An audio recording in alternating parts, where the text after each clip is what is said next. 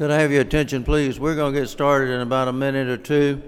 The sign-up sheet is up here. If anybody is interested in signing up who has not already signed up, please come on forward now because we're going to cut it off shortly.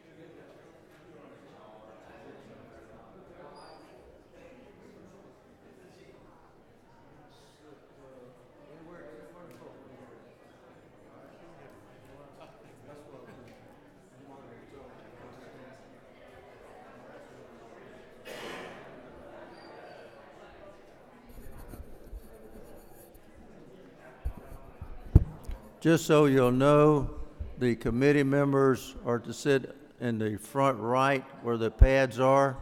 Other than that, you can sit wherever you want to.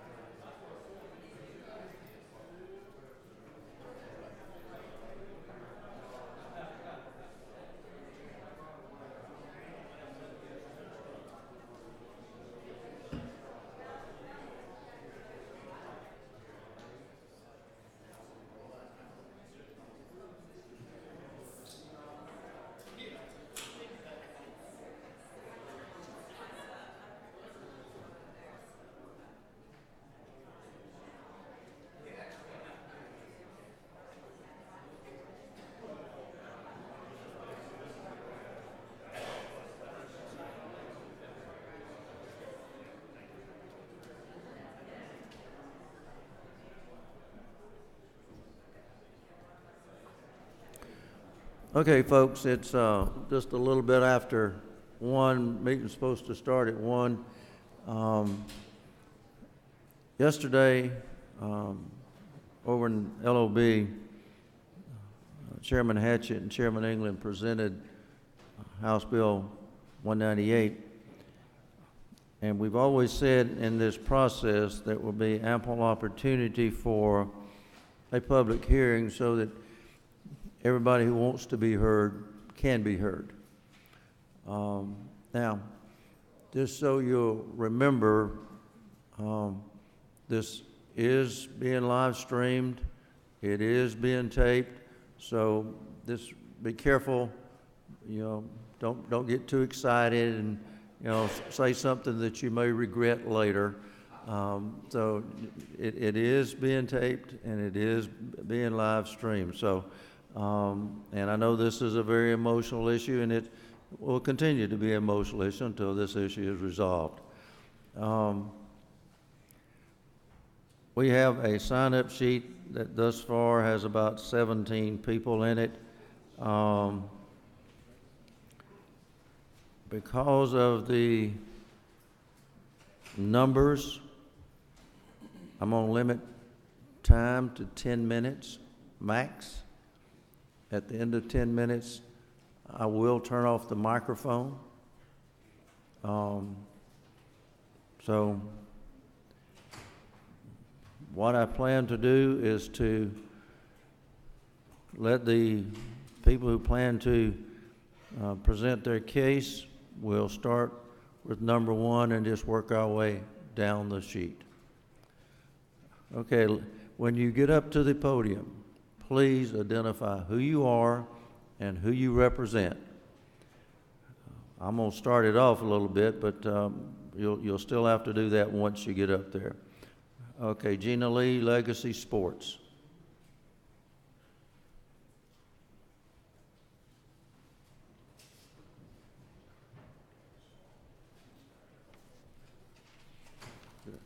Thank you, Chairman Smith, committee members, and the RDC members for allowing me the opportunity to represent Legacy Sports Institute and to have a voice to share our challenging journey to deliver the highest quality of care, quality outcomes, research, education, innovation, and training at a world-class facility in Alpharetta, Georgia, with best-in-class professionals, sports organizations and associations, professional athletes, global brands, and key individuals in this state to improve health care, inspire development in all our communities in Georgia. Our CON process began in 2014. We were awarded the CON twice from the experts at DCH, spent over $3 million in 4.5 years, and after opposition and many appeals, August the 27th, 2018, the state Supreme Court rejected to hear our case. This legislative session and process is our last opportunity to build a world-class surgery center focused on research, education, innovation, and training on a 30-acre comprehensive campus. Our only reason for going through this CON process was truly to be able to utilize our unique design to enhance education and training of other physicians and healthcare professionals to be able to collaborate and be involved in learning from some of the best orthopedics in the world. We have had so many support letters at the global level, and I have shared many of those with Chairman Smith and the committee. Some of those include John Smoltz, Mr. Tom Cousins, Major League Baseball Players Association, Major League Baseball Players Alumni Association, Brooks Robinson, Junior NBA, the Skill Factory, and Andy Arlotta and the Georgia Swarm. We have so many unique components to our comprehensive campus, but a few of those that are so special to us and we feel bring so much value to this state are the fact that we have a policy. We never turn away an injured high school athlete, no matter if they have insurance or the inability to pay. And we feel like the payback that we get to see these young kids succeed in sports and in life and become productive citizens in our society is far greater than any pay that we could physically receive. We do offer the standard of excellence for sports medicine across the world, and we provide the accessibility to anyone that would like to be able to receive the best outcomes in sports medicine. We have committed to this state above the 3% current that is required. We have committed to 5% indigent care. We also have a nonprofit side of our campus as a foundation that allows us to provide global research, education, military programs, youth prevention of injury programs, and something very special to Dr. Andrews is our fellowship training program. So through this money and foundation, we're able to fund 4 orthopedic surgeons a year and 2 primary care physicians that have a desire and passion to specialize in sports medicine. And what this does is help retain healthcare professionals in this specialty, especially in the rural areas of Georgia where much needed healthcare professionals to provide care to our rural communities. We also provide a program that we would like to implement here. We've done in Alabama, where we paid and funded for over 130 athletic trainers to be provided through all the high schools, and especially the rural areas that may need some extra financial assistance. And in some cases, that may be the only emergency medical trained individual in those areas, and they can at least act as a liaison for the community and the athletes in those high schools to the closest rural hospital. We've also committed to this state to collaborate and involve the rural hospitals in research, education, innovation, all our different professional sports organizations that really have a passion and desire to want to give back to these kids that may otherwise not get opportunities to be involved in sports and activities that can really inspire and empower them in their life. We also have a plan to have a technology and innovation center of 125,000 square feet that will allow for collaboration with college academic institutes, medical schools, global brands, startup companies, venture capital groups, accelerator programs, and to work to innovate and provide research and commercialize products. And this campus, the first 5 years, already has an economic impact of over $1 billion for the state of Georgia. Our foundation for success has always been and will always be teamwork. It's the only way we know. We've been fortunate to be a part of helping to win many college national football championships, Super Bowls, NBA championships, and World Series. And we know from experience, to win, it takes a lot of commitment, teamwork, preparation, dedication, innovation, and a little competition. Competition can be a positive. We're just asking for an opportunity to use our own money to promote accessibility, quality outcomes, lower cost, research, education, innovation, helping to recruit other healthcare professionals to this state, and just give back to as much as we can to the citizens of this state, especially our youth. This state has one last opportunity to have the most influential individual in the sports medicine profession, and that is Dr. James Andrews. I have provided a letter to Chairman Smith as well that discusses, in Dr. Andrews' own words, his commitment to Legacy Sports Institute, to this state, and to the citizens of Georgia.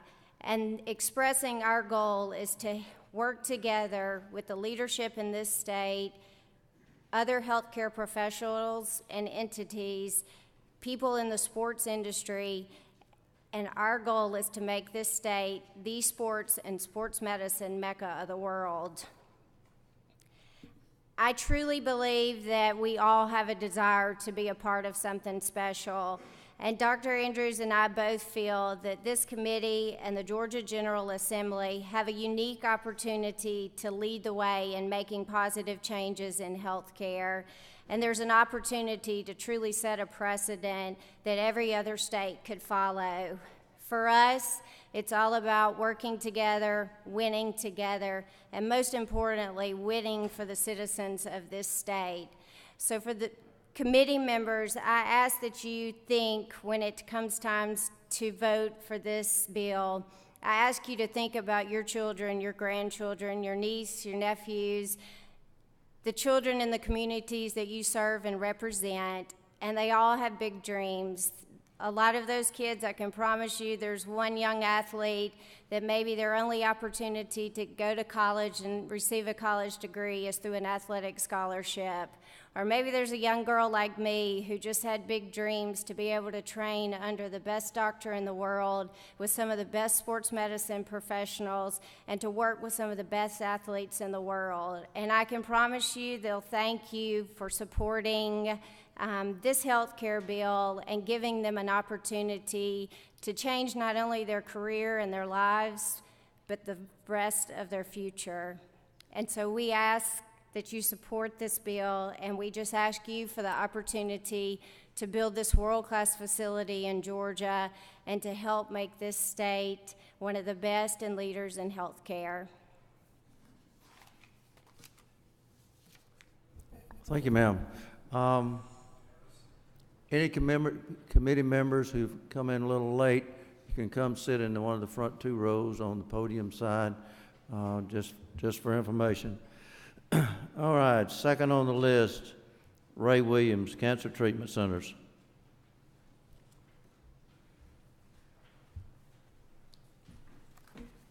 Thank you, Mr. Chairman. I think I followed Gina down in Statesboro as well, and it's not really over a good spot. She does such a great job. And I feel like preaching a little bit up here at this lectern. Mr. Chairman, thank you for the opportunity to speak on this issue, opportunity to present. And I want to thank the folks with the RDC for the opportunity to present down in Statesboro. Thank you to Chairman Hatchett, Chairman England, the other sponsors of House Bill 198. We rise today in support of that legislation. As Chairman Hatchett explained yesterday in his introduction, the bill allows for a destination cancer hospital, of which CTCA is the only one in the state, and in fact the only one that I know of in the country, to convert to a general hospital. How is this achieved? The language eliminates the 35-65 restriction. And if you're not familiar with that, the statute stipulates that we can see no more than 35% of our annual census from Georgia. And additionally, we are limited by statute to no more than 50 beds. We're also the only hospital in the state that is statutorily limited in the number of beds they can have. What do these restrictions mean? It means since probably the beginning of fiscal year 15-16, we've had to turn away or deny or delay care for 211 Georgians that wanted to seek care at CTCA. 211, right? So we need to lift those restrictions. What this does by lifting the restrictions, in essence, is it removes the need for the definition of a destination cancer hospital. It means that we would operate as a general hospital that specializes in cancer care. That's how we operate in the 4 other states in which we have hospitals. My understanding is the hospitals in other states don't have a problem with us doing this. It means that we'll continue to provide indigent and charity care and see Medicaid patients. Our Medicaid numbers have increased year over year as we see more referrals from physicians out across the state. Our indigent and charity care numbers are averaging about 4.6% over a 5-year period, which is more than the 3% average that we require to see. And while I'm on the subject of indigent charity care, let me address an issue that has been promulgated out there. The hospital industry is saying that CTCA, or Southeastern Regional Medical Center, which is how we're licensed as a general hospital, owes penalties and fines for our indigent and charity care shortfalls. I'm here to tell you today that we owe no penalties and fines.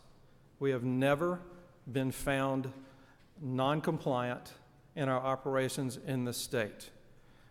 As you know, the Department of Community Health publishes a non-compliant list on a periodic basis. We've never been on that list, right? We've applied for 2 CONs for equipment over the last 3.5 years, and each one of those applications has been approved and the CONs have been granted.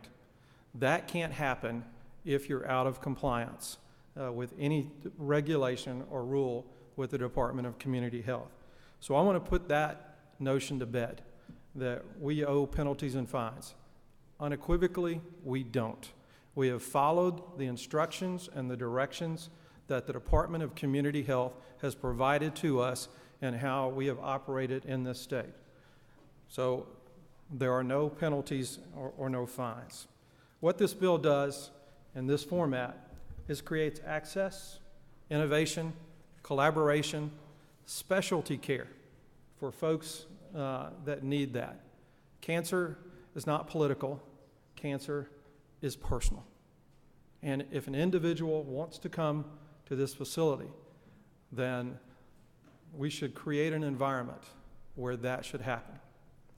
And I'm going to close, and I probably shouldn't do this, but I'm going to. I'm going to close with a quote. And I'm paraphrasing something that the seemingly indomitable Mr. Monty Veazey said. He said, access to health care should not be determined by your zip code. Unless we change this law, if you live in Georgia and your zip code's in Georgia, your access to cancer care could be restricted. I appreciate the opportunity, appreciate the committee including us to create more access and choice in cancer care. Thank you. Thank you, sir. All right. Georgia Hospital Association, Ethan James. Committee members, come on up front. I have 2 rows reserved for you.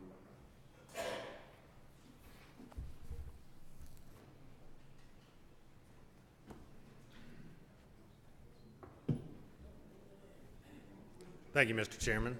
Members of the special committee, I'm Ethan James with the Georgia Hospital Association, and I have the honor and privilege of representing nearly 170 hospitals throughout the state of Georgia, from our small rural critical access hospitals up through our large urban multi-hospital health systems. We include amongst our membership, of course, specialty facilities, including freestanding psychiatry centers, children's hospitals, and rehabilitation hospitals. And I'm here to state for the record that GHA, on behalf of our hospitals, oppose HB 198. But we do have what we consider a compromise. We have been debating this certificate of need issue for more than a decade since the last change, since 2008, when our friends down in Noonan Cancer Treatment Centers of America were able to get that special category, bypass the existing CON system, and open up for cancer care in Georgia. We left last session with what we felt was a very clear directive from both the House and the Senate to go back and consider what could we compromise on. So the Georgia Hospital Association, through a 20-member work group representing a very good cross-section of our membership from all over the state, rural hospitals, urban health systems, specialty facilities, standalone hospitals, as well as system hospitals, we formed a work group. And the work we did was to truly peel back the onion, if you will, on certificate of need, get a better understanding of exactly what our position is on this, and see where are the opportunities that we could compromise, that we could give a little bit, indeed that we could modernize that state health planning program. We asked the most difficult questions. We had the hardest conversations. We left no stone unturned in exploring the certificate of need program. And what we found is there may be opportunities to modernize that state health planning program. In fact, there used to be something called the Health Strategies Council that was responsible for keeping the CON program up to date.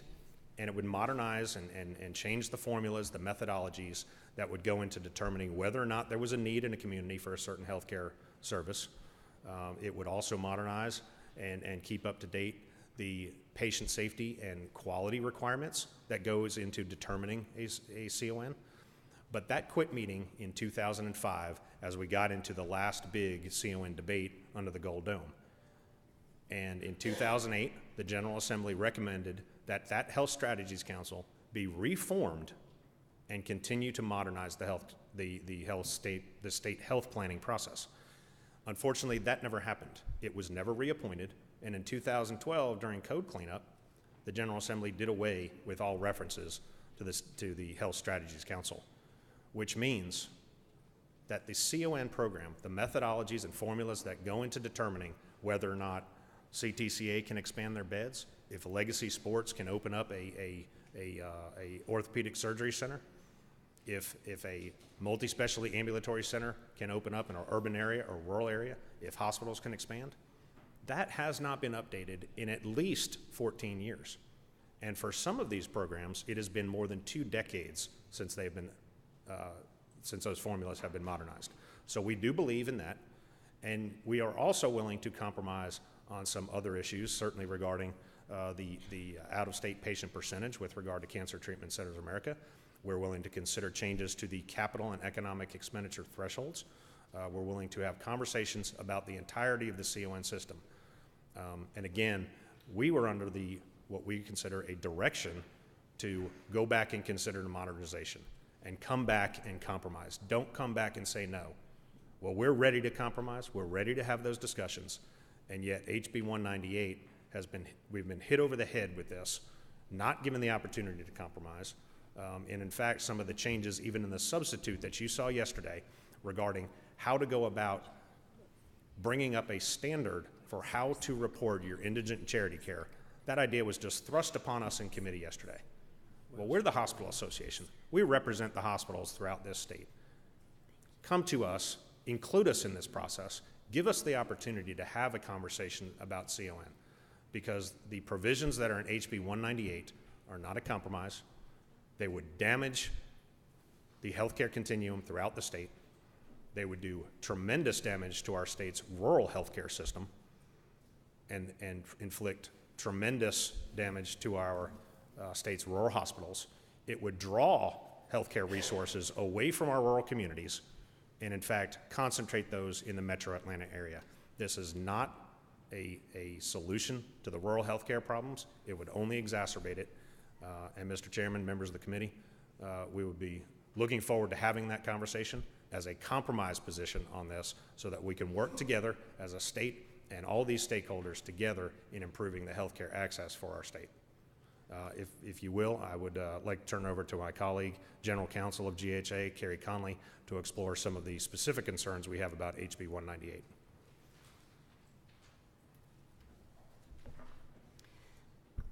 Thank you, Ethan. Mr. Chairman, members of the committee. Healthcare is not a free market. It's just not. Eliminating the CON program for all but a couple of types of healthcare facilities or services doesn't make it a free market. It doesn't really even make it a freer market. It's still the only industry in our country where you have providers who are required to treat patients or consumers regardless of their ability to pay for their services. It's also the only industry where, as government contractors, we get paid less than cost. That doesn't happen to the road builders or the construction companies that are building our Army bases. It's just the healthcare industry. So getting to the specifics of the bill, I'm going to talk mostly in generalities since our time is limited, but certainly I would be happy to answer questions if anybody needs to get into more of the specifics. The bill, at the very least, does 3 things that are detrimental to hospitals. It allows freestanding imaging centers to open anywhere in the state without any type of licensure review or any kinds of quality of care standards. It would allow freestanding cardiac cath labs to open anywhere in the metro Atlanta area or anywhere else in the state as long as it's 10 miles from a hospital, without any type of verification or review of patient safety requirements. Now, right now under the current law, if you wanted to open a cath lab that did therapeutic cardiac catheterization procedures, those are the procedures where they wind the scope up into the arteries of your heart and either put in a stent or a balloon to open up your heart so that you don't suffer from a heart attack.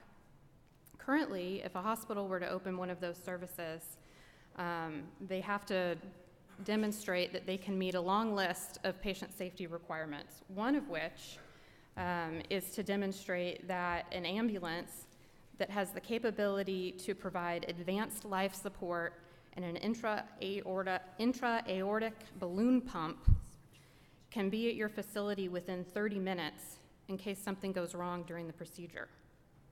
That and none of the other quality and patient safety standards would apply to these freestanding cath labs.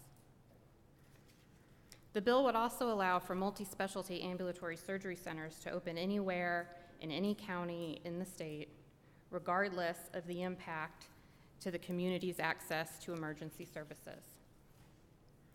That potential impact results because hospitals provide emergency services and other services well, trauma care, obstetrics, neonatal intensive care services, at a cost. Hospitals subsidize the cost of those services for most of their patients. So while it would be nice for everyone to have a choice of having a service provided at any number of providers, sometimes that choice ends up inhibiting the ability's community to access emergency services. And so we as a state have to decide how important that is to the communities we serve. Do we need healthcare providers to be there 24 hours a day, 7 days a week to treat the car accidents and the plant explosions? Or is it more important to have one extra choice for where you get your MRI? We heard a little bit yesterday that the bill could ultimately help bring physicians to our rural communities because it would be easier for them to open an ambulatory surgery center or have their own imaging centers in those areas. And that might be an incentive for them to move out to our rural counties. But the fact is that physicians can already open their own ambulatory surgery centers in our rural counties without a CON. And it hasn't had a significant impact on the number of physicians we have moving to those areas. The Georgia Board of Physician Workforce does a lot of research in this area, trying to figure out how we get physicians, not just to stay in Georgia, but to stay in our rural counties. They do a survey every year of the graduates of the residency programs here in the state. And one of the questions they ask of the residents that are leaving the state is, why are you leaving? 66% of the respondents to that survey that left Georgia said they did so for better location, proximity to family, better salaries, or better jobs for their spouse or partner. Nowhere on the list was their ability to operate their own imaging centers, freestanding ambulatory surgery centers, radiation therapy centers, any of that. In fact, the bill could actually make it even harder to recruit physicians to rural areas. We heard some, again yesterday, discussion about freestanding emergency rooms and what's happened in Texas when they deregulated freestanding emergency rooms. And what actually happened there was that the physicians, nurses, all types of healthcare providers in the rural areas moved away from those areas to the suburban areas that have a higher percentage of well-insured patients. Because if you're looking at it in terms of a business decision, then That's where you need to be in order to have a successful business. The hospitals that are located in our rural counties didn't locate there years and years ago because it was a good business decision. They located there because we need access to health care in rural areas. And many, if not most of them, got government grants and other government funding in order to build there. Because at that time, the federal government knew that if you didn't offer those financial incentives for hospitals to move to the rural counties, we wouldn't have access. So as Ethan mentioned, there's no arguing at this point that the CON program is perfect, that it needs to stay in place exactly as it is. As he said, the regulations haven't been updated in upwards of 20 years for some of the services. And that is actually why some of the providers that we've heard from already and will hear from, I suspect, later this afternoon, have not been able to acquire a CON. Not because the law prohibits them, but because the state health plan has not been modernized to meet the needs of our state today. So I would ask that before we throw out the entire CON program, specifically to the benefit of a few limited service providers, that we take a step back and talk about how we can improve the program and how we can give the Department of Community Health the tools it needs. One of those could be a Health Strategies Council type entity or commission to get the state health plan and the regulations modernized. And with that, I'll be happy to answer any questions, Mr. Chairman. Okay, Chairman Hatchett. I just have one question to Mr. James. Have I ever not greeted you and allowed you, or you been able to come talk to me about anything? Representative Hatchett, Chairman Hatchett, you have been most gracious and always accessible, and we do look forward to working with you on a plan that can meet the needs of all Georgians.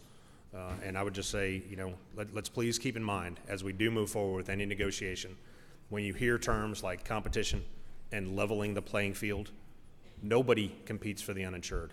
That is the responsibility solely of the hospitals.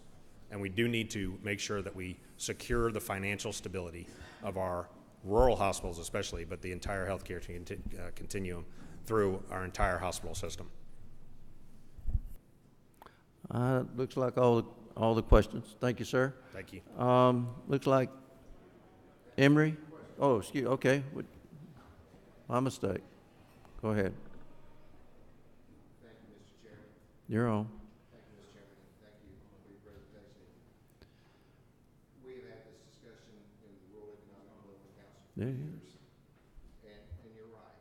I'm not saying the current system's perfect, this and that. We got to look at reform. Let us compromise. And I get it. I've been listening to that for years.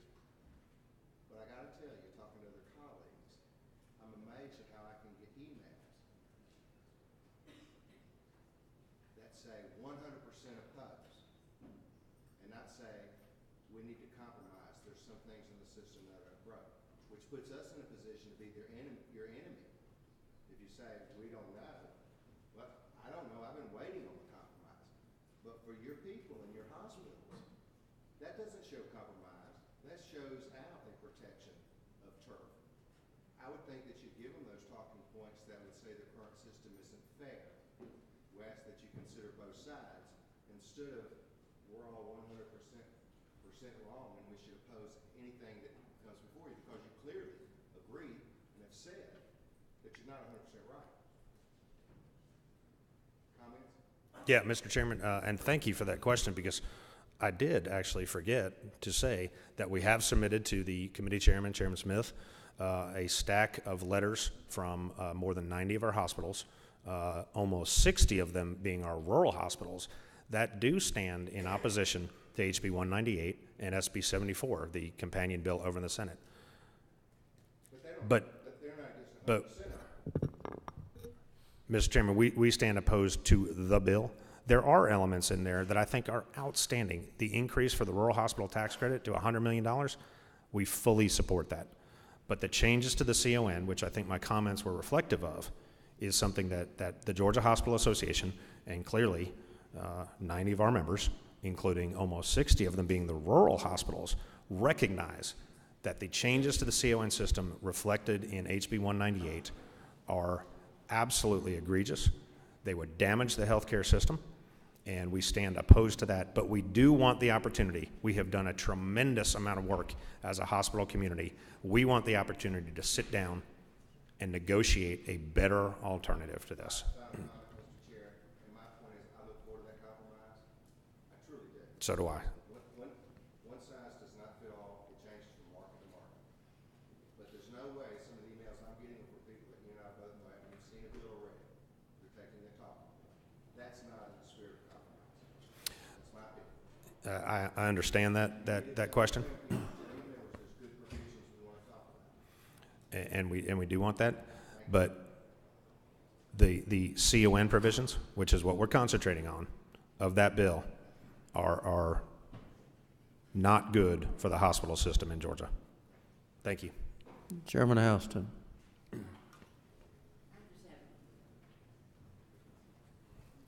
just have a quick question.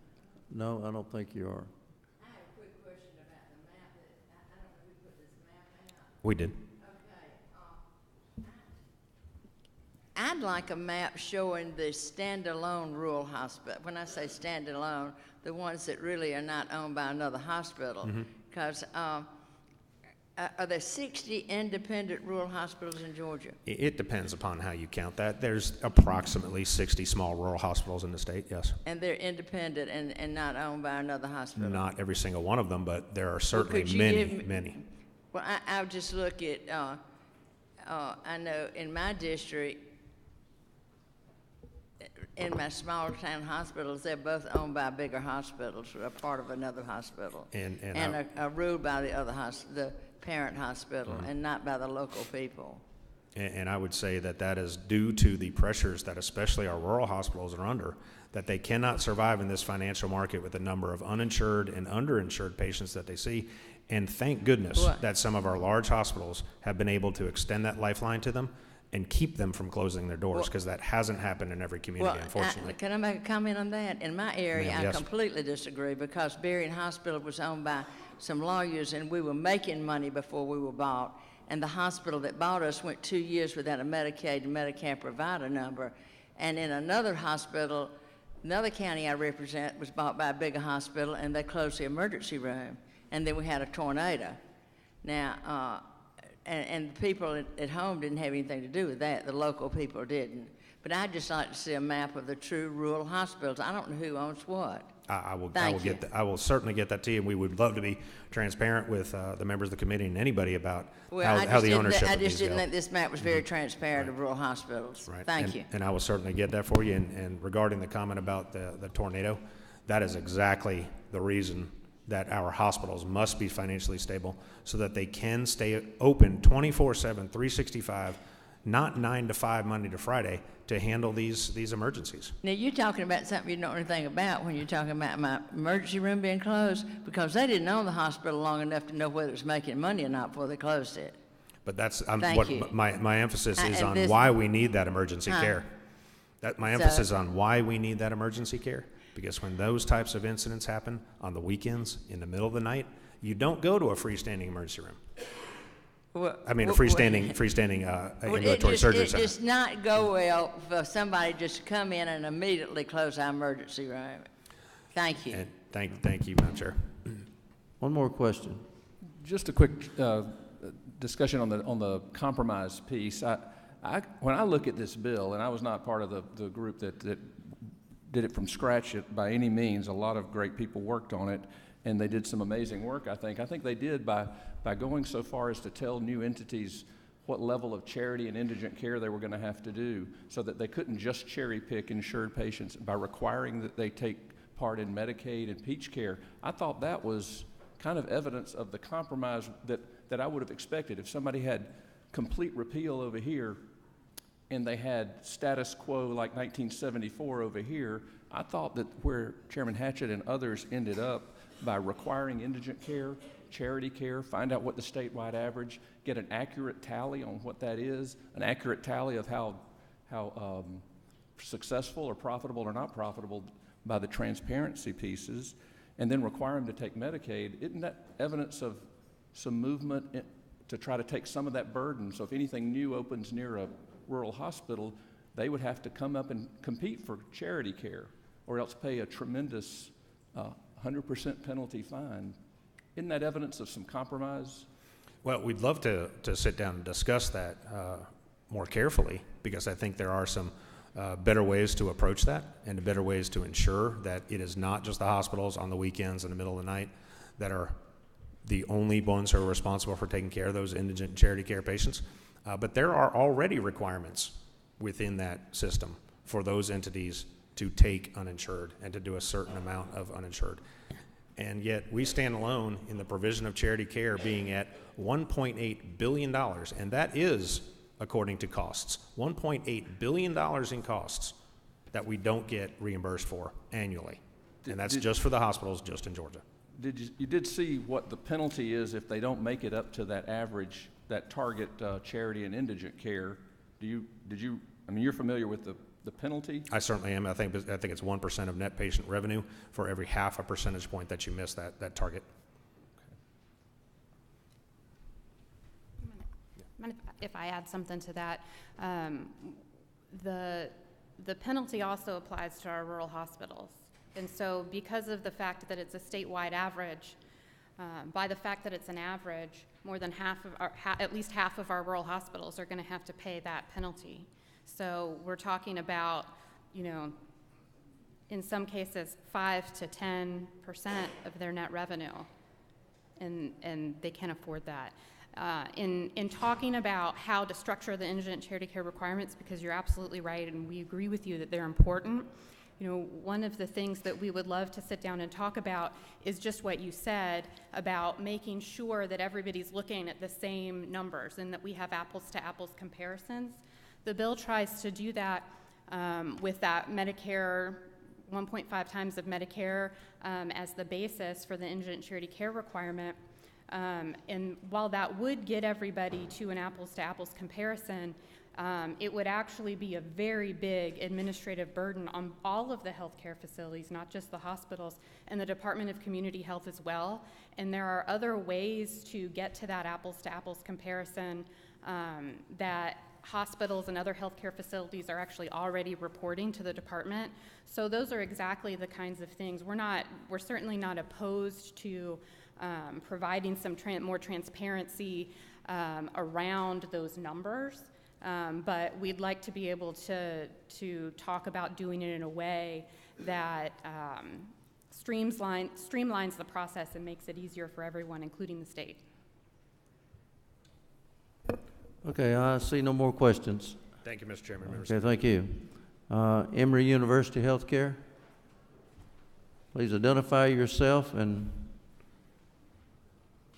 Good afternoon, Chairman Smith and members of the committee. Thank you for allowing me to come before you today. My name is Dr. Jonathan Lewin. I serve as the CEO of Emory Healthcare and as the Executive Vice President for Health Affairs for Emory University. I want to begin by thanking you for your efforts to look critically at this issue and for creating a forum by which we can discuss a path forward. While I come before you today to express concerns with the bill at hand, I want to make it clear that Emory hears the legislature's call for change. I come before you today to share our perspective, but more importantly, to hopefully find some areas where we can agree. I especially want to thank Madam Chair Cooper, who had a conversation with me a few weeks ago that helped me understand better the perspective of this committee and of this group, and so I'm pleased to continue that conversation today.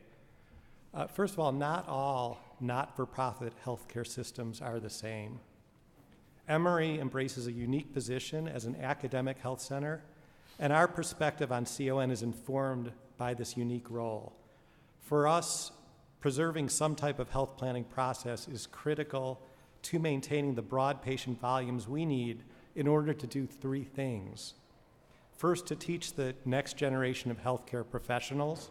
Second, to conduct research needed to develop new treatments and new cures. And lastly, to provide the kind of tertiary and quaternary healthcare services to Georgia patients from throughout the states, many for whom we're the only provider of those services. Emory is proud to provide more than half of the residency training positions in the state of Georgia, including our training 24% of the primary care residents in Georgia, as well as a large percentage of Georgia's specialists and subspecialists. In 2018, our trainees and students reached more than 5,700 across our Woodruff Health Sciences Center programs, which also include our essential nurse education programs. We believe that as written, the bill's licensure process would unnecessarily bypass rational health planning, which would result in care fragmentation and would reduce the necessary patient mix and volumes required to operate Emory's teaching, research, and clinical programs. This is the crux of our mission at Emory. Between 60 and 70% of our net margin every year is transferred to the university's academic programs to train those healthcare professionals, between 60 and 70% of our bottom line.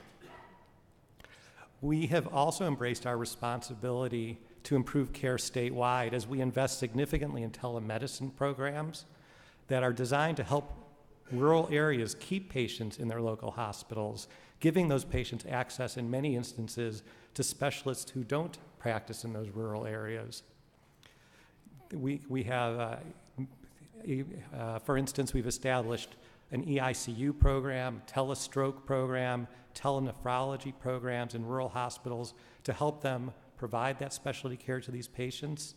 And in addition, in attaining designation as Georgia's only NCI, National Cancer Institute designated comprehensive cancer center, we've committed through our Winship Cancer Institute to ensuring access for all Georgians to state-of-the-art cancer care, including access to the largest number of clinical trials in the state.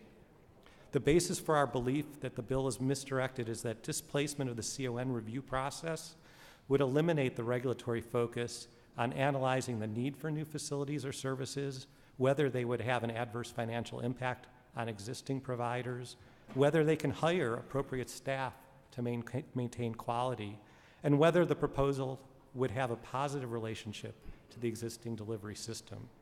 The absence of health planning will result in the proliferation of unneeded and unnecessary disruptive facilities and services, and would require Emory to redirect significant resources in order to generate the patient flow to fulfill our missions.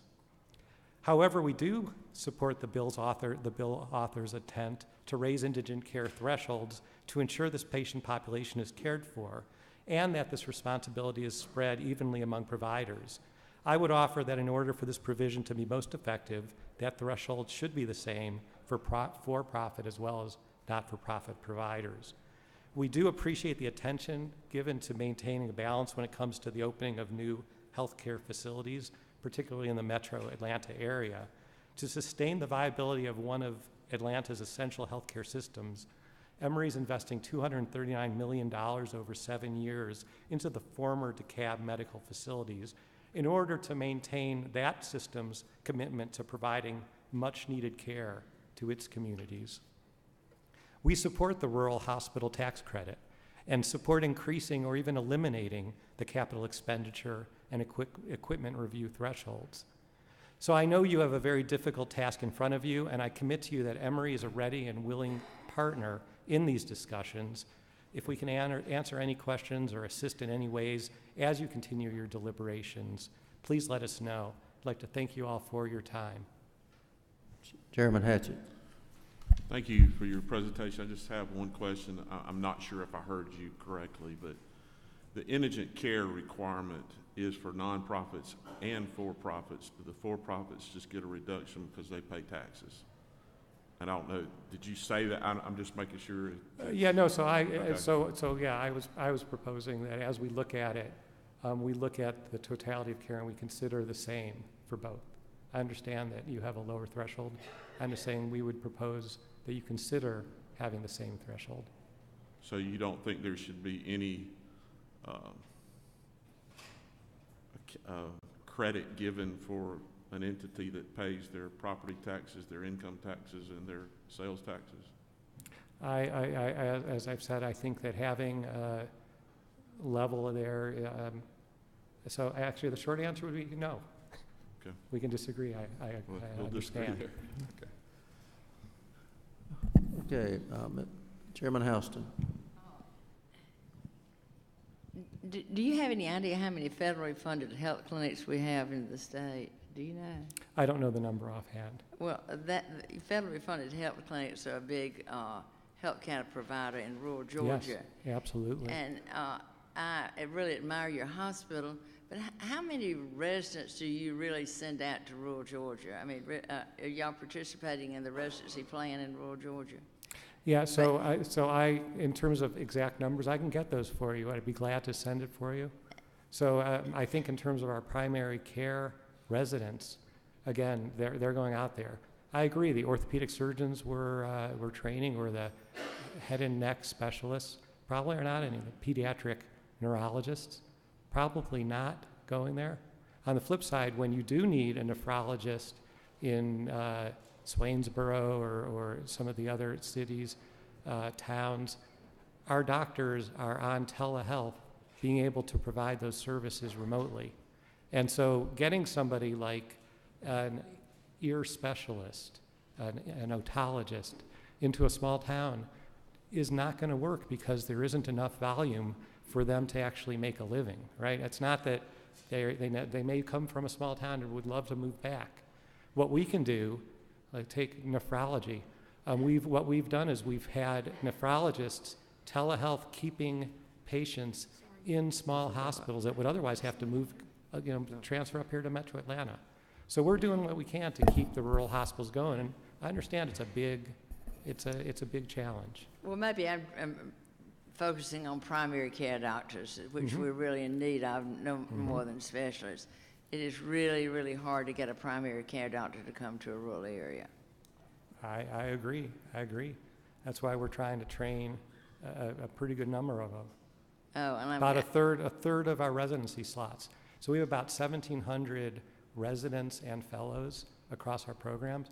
About a third of our residents are in primary care training. So we're trying to train the workforce. Are they doctors y'all train at Emory? What's that? How many doctors do y'all train at Emory to go into primary care? Yeah, so that's a third. That's a at Emory. third of them. Yeah, a third of them. 34% of our That's great. residents. It's good to know. Yeah, we have a big. And I hope we can big get some of commitment. them to come down to South Georgia. I do too.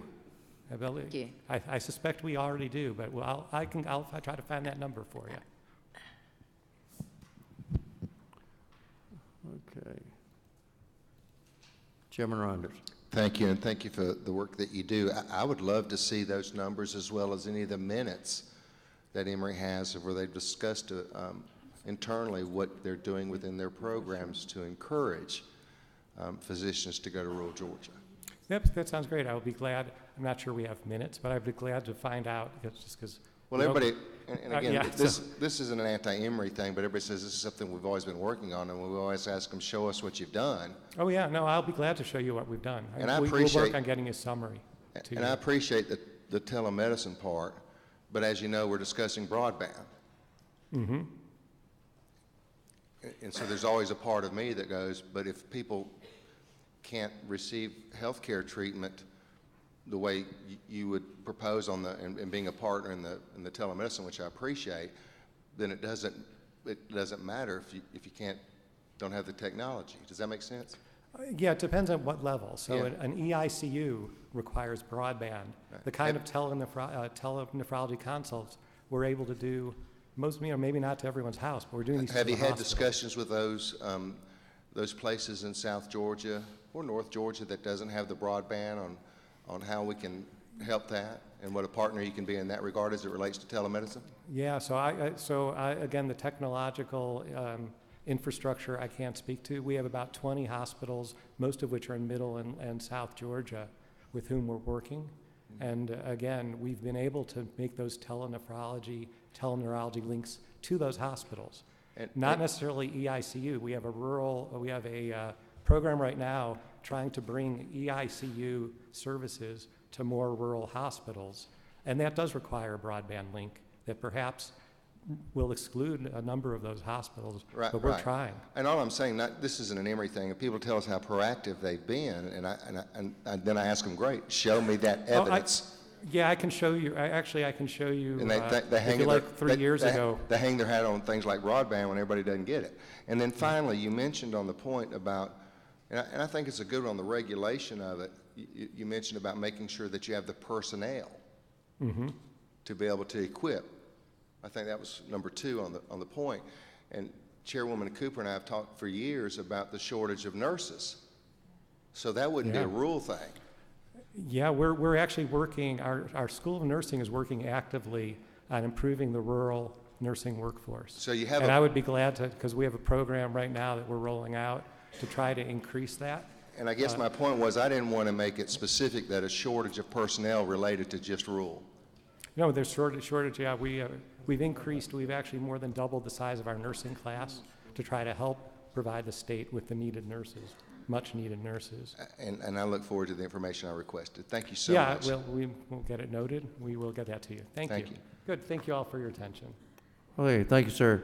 I think next on the agenda is Wellstar.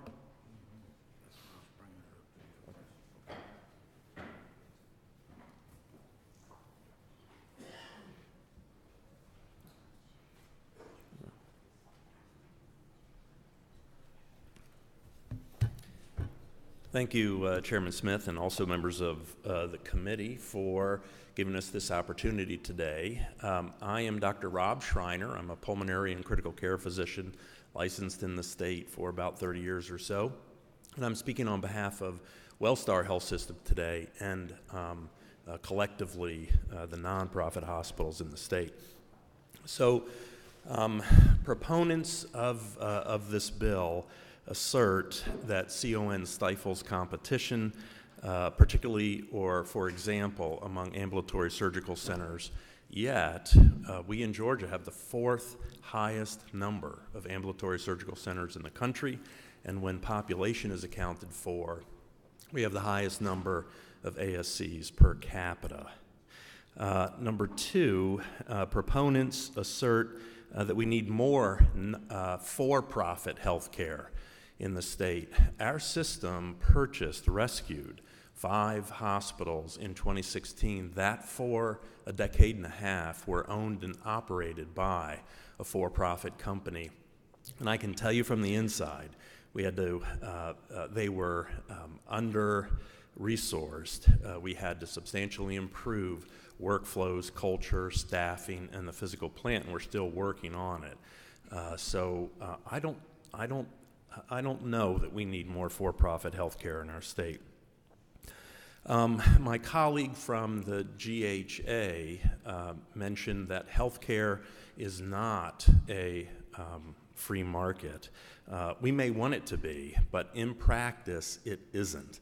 And it's not just because of the high levels of regulation from the feds and elsewhere. And it's not just because we nonprofit systems have to take care of all patients at all hours of the day. It's also because much of healthcare is just in time. So a patient may not know yesterday that they needed healthcare today. We're there 24/7, 365, the community hospitals, to take care of all those patients. Proponents of the bill, I believe, are asserting that the pieces and parts of healthcare are more important than the whole. For example, that having special provisions for proceduralists, GI doctors, ophthalmologists, ortho, that somehow the work that they do is more noble than the work of the collective, primary care physicians, ER docs, trauma surgeons. So to create policy that favors a niche within healthcare, I don't think serves our community. rather than looking at the whole end-to-end component, which we community hospitals do care for. Proponents also assert that the Medicare waiver program that is currently under consideration and debate would replace the lost revenue to nonprofit community hospitals that would come from dismantling CON. I know much work needs to be done before we create what the final product would be in the waiver system, yet what we can glean from what's available in the public record about the waiver system, we've modeled it financially, and only 30% of our patients are covered by commercial insurance. Just a small shift in those commercially insured patients to a for-profit system or a entity that doesn't need to take all comers or all kinds of care would tank the finances of a lot of very well-run, very frugal nonprofit health systems in the state. Proponents assert that CON provides no benefit to citizens of the state, yet the margin that we're able to create in certain campuses, precisely because of CON, enables us to fund the renovation and the rejuvenation of those hospitals that are in less desirable areas of the state. For example, AMC downtown, or Spalding, or LaGrange, or Spalding, or Sylvan Grove for that matter. So we are able to, systems like ours are able to provide high quality access care in non-traditional communities as a function of CON. I'm coming to the end here. Some proponents of this bill assert that the House of Medicine, the physician community in the state, is anti-CON or against CON. I will tell you it is split right down the center. If Medical Association of Georgia, which I've been involved in for decades now, and is near and dear to my heart, if the most recent House of Delegates meeting in October, Representative Cooper was there, if that is an indication of the beliefs of physicians across the state, it is 51-49 on this issue. And please hear me when I say the physician community in the state is not a proponent of wholesale change in CON. So I'll conclude with our health system, Wellstar, provided $600 million of community benefit last year. We'll do more than that this year.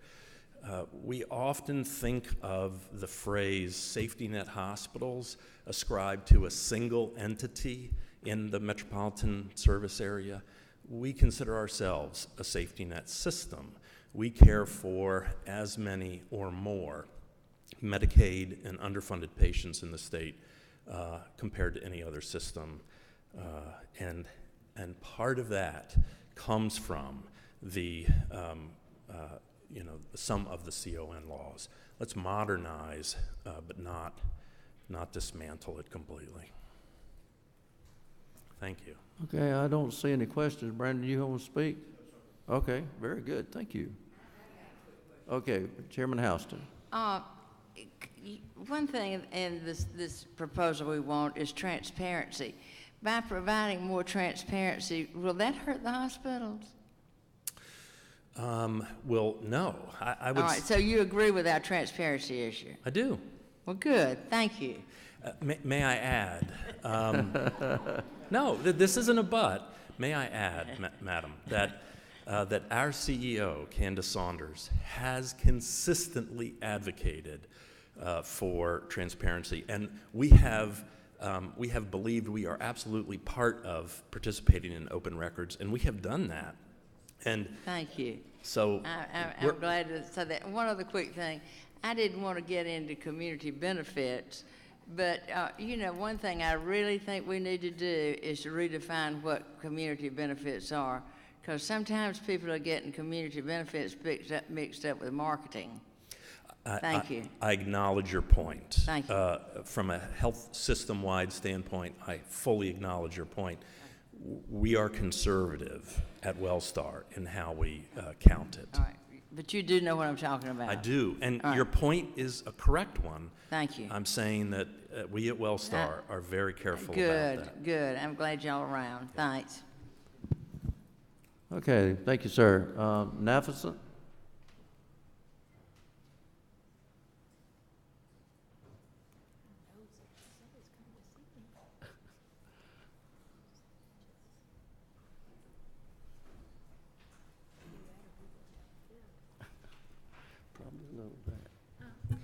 Thank you, Mr. Chairman and members of the committee. My name is Julie Wyndham, and I'm Vice President of Governmental Affairs for Navicent Health System. I'm also Director of Policy and Advocacy for Stratus Healthcare. Navicent Health is a 5-hospital system with locations in Macon-Bibb, Peach, Putnam, Monroe, and Baldwin counties. And Stratus Healthcare is a collaboration of 14 hospitals all throughout Central and South Georgia.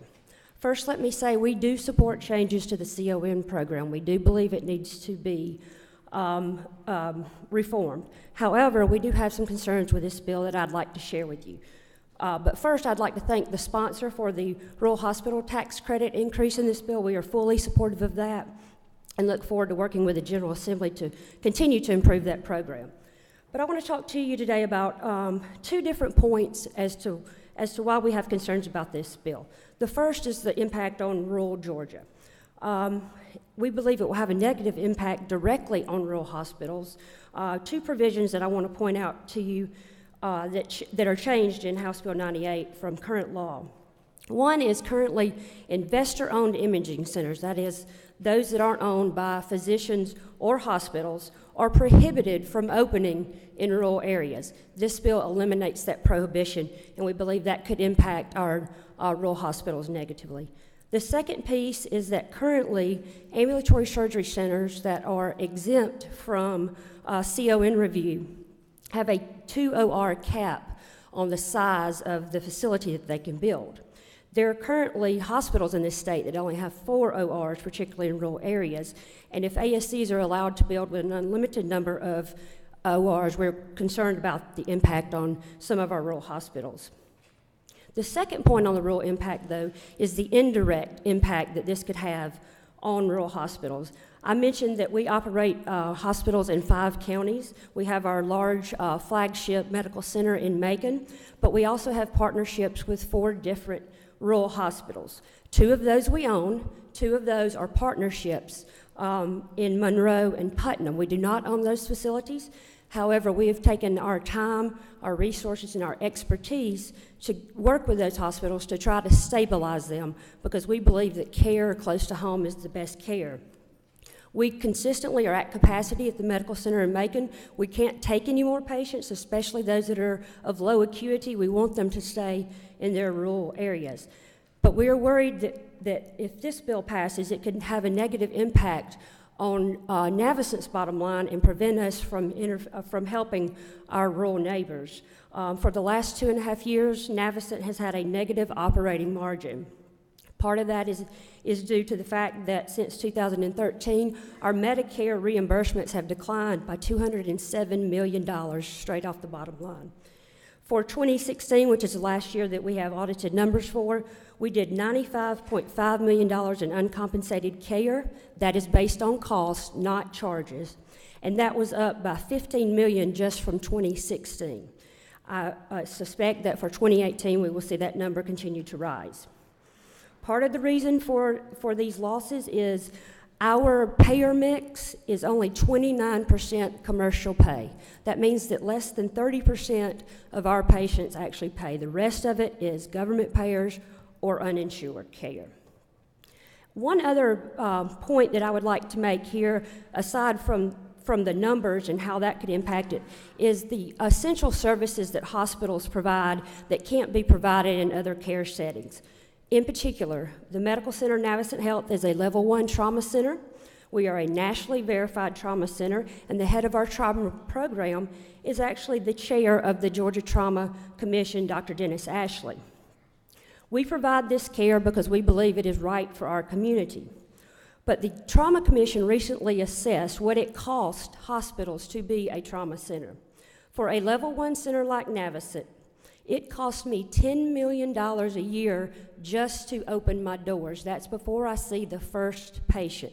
And while we do get money from the Trauma Commission, and we are very thankful for the General Assembly's support of that, we only get 7 cents on the dollar of readiness costs. That means to be a level 1 trauma center, I start the year over $9.9 million in the hole just to call myself a trauma center. Then when we provide uncompensated care, we do get some money for that from the state, but that's only 17 cents on the dollar.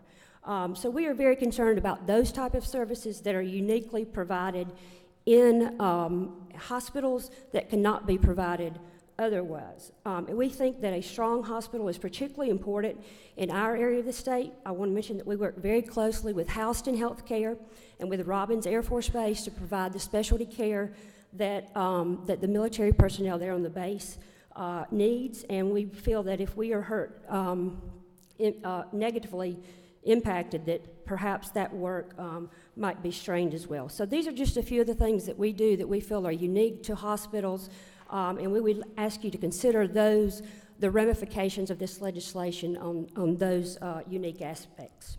Mr. Chairman, I'll be happy to answer any questions if you like. I don't see any. Oh, got one, Ms. Chairman Houston. I just want to ask you the same question. What do you think about the subject of open records? Do you support open records? I think transparency is just fine. I certainly agree with that. The only issue I would have with the way it's laid out in this legislation, and this is not for Navicent Health, this is more for the rural hospitals, is sometimes when we put regulations and reporting requirements on smaller hospitals, it's hard for them to have the staff to keep up with some of that. So we just need to consider that it not be too burdensome on hospitals. You know, I've got plenty of staff at my hospital to do that. I just I think most people, when you find out $9.90, you can just send it right on. Absolutely. Thank you, because you're doing it all the way. We certainly would support that. We just don't want duplicative reporting. Thank you. Yes. Chairman Ronders. Thank you, Julie. I really hope your answer to all these questions are no, where I can pick your brain for how do we fix this, because I'm not smart enough. Does Navicent send nurses to any schools and in those rural areas? Send nurses to schools? Like. I can't answer that for you right off the bat, but I will get a note. Okay, do you take care of any of the jail populations? Yes, absolutely. Okay, is that uncompensated? I wish the answer was no. Is that uncompensated? Is that uninsured? Well, it depends. Is that community outreach? That would not be like the school nurse or something like that. That would not be uncompensated care. That would be considered community benefit. Would be my understanding. And I don't have a separation of those. And there's a part of me that when I see the network that some of these hospitals probably would close if they didn't have somebody helping them. Right. I get that. Right. Okay. But on the other hand, if it's those underserved areas that the jail populations aren't being taken care of. Right, right. And I think or the nurses aren't provided to the school, but they're provided in Bibb. Right. But not in, what were some of those other counties you mentioned? Putnam, Peach. Yeah. Then to me, it's a little disingenuous to say we care about rural Georgia because you're actually cutting a deal at the central level and not at the areas that is actually more rural. And we may Does that make have sense? Those programs in those areas. I'll just have to check. I don't want to answer you right now because I don't want to give you misinformation, but I'll check. Let me rephrase. I'm sorry, Mr. Chairman. I guess, Julie, what I'm asking is we're sitting here trying to provide access. Right. And part of that access, of course, is preventive care. Correct. We've heard that in Health Correct. and Human Services for a year. But those same ones that have a hub in a more urban area Right. aren't providing the services for preventive care to those students or the jail population. Well, and that's And that, to me, there's a part of me that goes, why wouldn't you do it in reverse? And that would be your outreach in the more rural areas. And we do a lot of outreach. I just can't speak to the school piece in particular. But one of the reasons why we helped found Stratus Healthcare was because we wanted to start reaching out into those areas and providing population health, basically, in those areas where the hospitals may not have the resources to do it on their own, but working with a larger partner like Navicent, they could tap into those resources. Let me just follow up then, would you suggest that this committee look at then amending this particular bill and say your outreach or uncompensated or uninsured in some areas should be 100% towards those more rural counties than the very urban area that your home office is based? Which would guarantee that we're getting that preventive care instead of trusting it'll be done. I think the problem with doing it that way is each community is different. Some communities may have a lot of Medicare, so there's not a lot of uncompensated care in that rural area. Whereas in Macon, I've got a lot of uninsured, uncompensated care. So it really, it's hard for the state to prescribe that for every community because each community is so different. I would just think that the school system in Beckley County, hypothetically, would appreciate having their nurses paid for by someone based in Macon. Absolutely. As opposed to them having to do it. Absolutely. So, Yep. I wanted to pick your brain on that. Thank you, Mr. Chair. Thank you. Thank you, ma'am. All right, Northeast Georgia Healthcare System.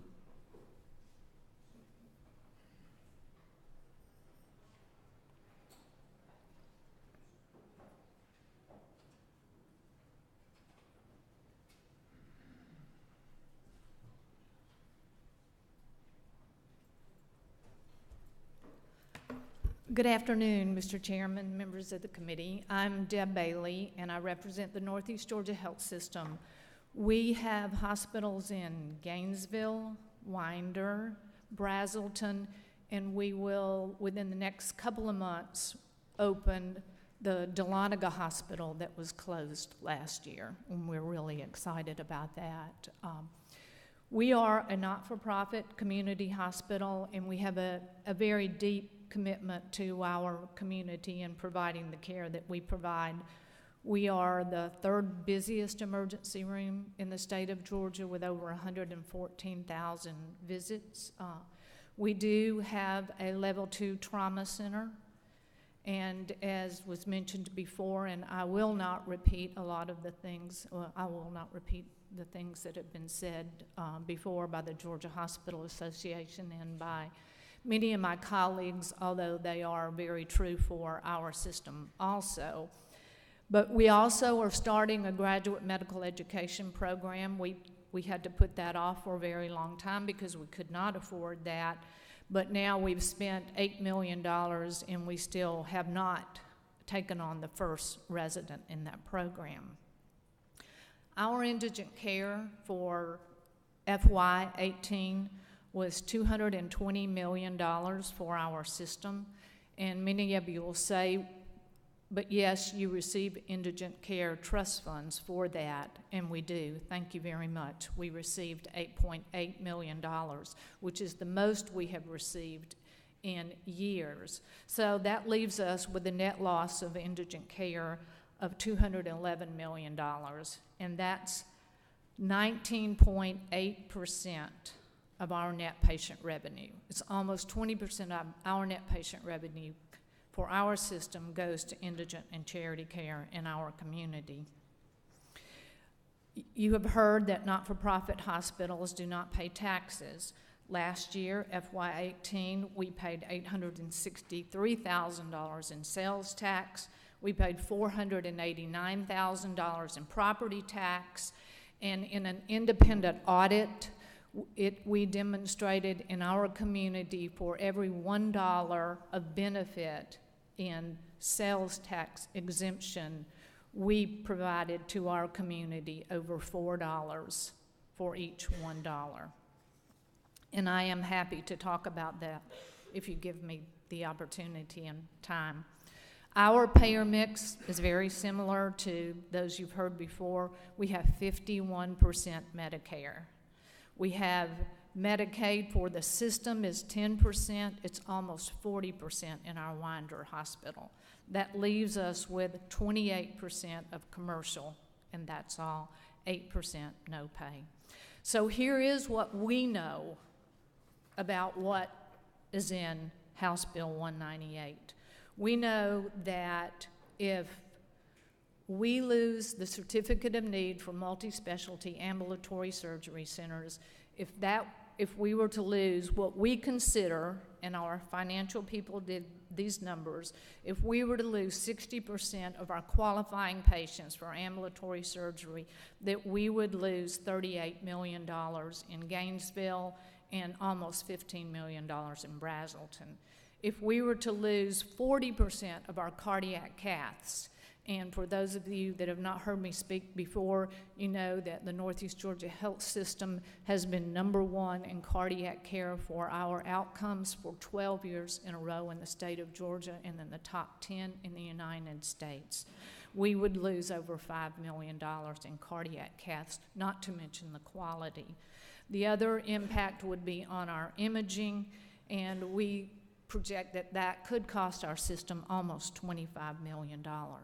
The end of that basically is if we had 1.3 or 1.2% net patient revenue, that those losses would prevent us from doing all of the things that we do and choose to do, like neonatal intensive care, trauma, graduate medical education, and yes, we do help train nurses in our system.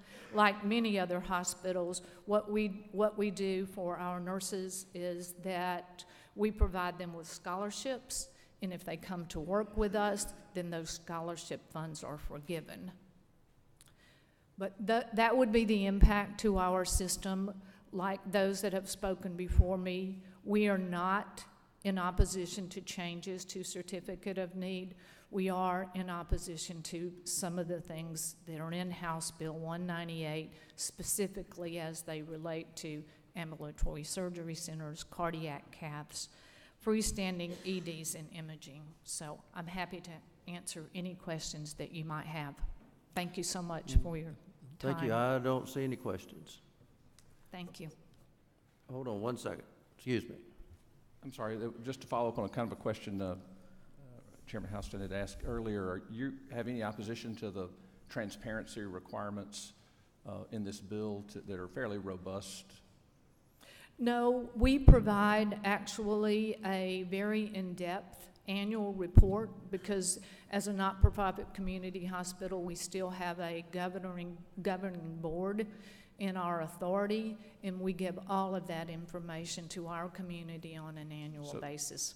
So that part of the bill you don't have a problem with? We do not. How about the transparency? I noticed you mentioned the Medicare amount that your hospitals see.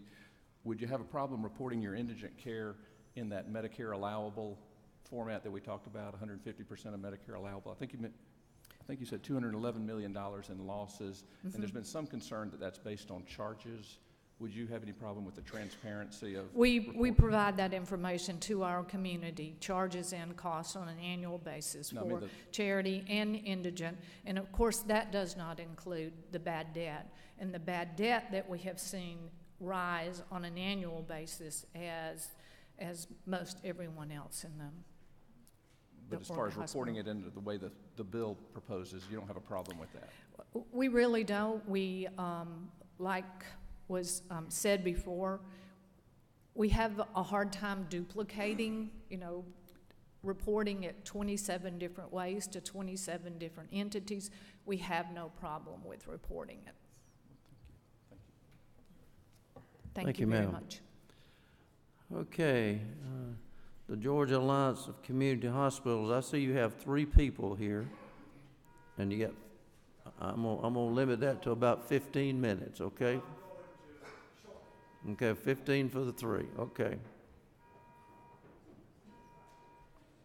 Does somebody have their car going off out there? Monty, is that your car? Yeah, okay. I guess. Probably got a laser. So, Mr. Chairman, thank you. I'm Monty Veazey, President of Georgia Alliance of Community Hospitals.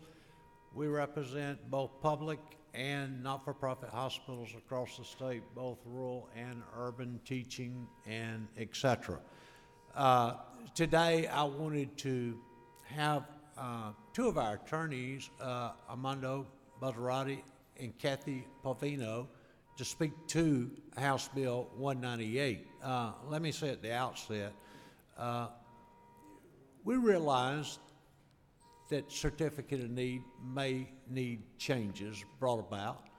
And we're willing to sit down and talk to anyone about those changes and how we might come together to resolve the issue. I know the Georgia Hospital Association and the Georgia Alliance of Community Hospitals, we have a compromise bill that we have put together, and we did, as Ethan said, spend a lot of time and money on various studies in drafting that bill. I know we had like 9 meetings of our CEOs to sit down and talk about where we could give and what we could do to improve. So I'm going to turn it over to Kathy and Armando. Monty, excuse me a second. Here, you said you have a compromise bill. Have any of the sponsors of House Bill 198 seen y'all's compromise? No, I don't have the copy. Do you, Ethan, have it? We have shared a broad overview for it, and I believe some members have actually seen some text of a draft bill. We're waiting on legislative council to draft the bill. Okay. Okay. Let your folks go. Good afternoon. My name is Armando Basrati. I thank you very much for the opportunity to address you and to share the Georgia Alliance's thoughts with respect to the bill at issue today. The Alliance, as I think many of you know, represents the interests of public and not-for-profit community hospitals located throughout Georgia, institutions that are vital to the delivery of acute and emergency health care services to millions of patients annually in communities large and small, urban and rural, throughout our state. And it also represents the interests and concerns of thousands of aligned medical staff physicians, independent and employed, who support the continued soundness of their community hospitals to benefit the residents of their communities and meet their health care needs. As you heard Mr. Vesey say, the Alliance is certainly in support of common sense and measured reforms to the CON program to improve it and help it better achieve its goals. However, the bill at issue is not that. It is a radical deregulation that would hurt and damage the CON program and the important protections that it provides to healthcare delivery systems and the families they serve in this state. There are consequences of this bill that we're going to briefly address in the context of our remarks today. But in essence, the general topics are this. 1, the bill would have unintended impacts that would hurt quality of care. 2, the bill would result in decreased access for Georgia families that already have the least access, those in rural areas and those who are under and uninsured, by putting the struggling hospitals that serve these groups in even more risk of going under. Also, this bill and the mechanisms it provides are likely to increase costs for health care for a number of Georgia residents, particularly those that have high deductible health plans and have to pay portions of their bills based on charges. And lastly, this bill is likely to hurt struggling rural hospitals most of all. For these reasons, which we're going to get into in a little bit more detail, we think that the bill is not something that should be pursued. And we will be doing somewhat of a tag team approach, and I hope that that is all right with you. But we wanted to cover a lot of information in a short amount of time. So I'm not going to echo the comments that the program is broken, but what I will say is that the program, as we have it, does have safeguards. It has safeguards designed to have transparency, to have reporting of information and data. It has quality benchmarks designed to protect Georgians, and not just as patients, but as consumers, people who are required to pay for co-pays and deductibles. So there is a process, and I'll talk about it in a moment, but the new proposed licensure process is going to have unintended consequences where there's less information, and there are not the resources that are currently in place or the protections that are currently in place to protect all Georgians. I would also like to just briefly say that the system, as we've said, it needs to be updated. It is flawed. We have ideas about how it can be fixed. We'd like the opportunity to share them and work to come up with a compromise that will work for all stakeholders. And that's what the CON process used to be.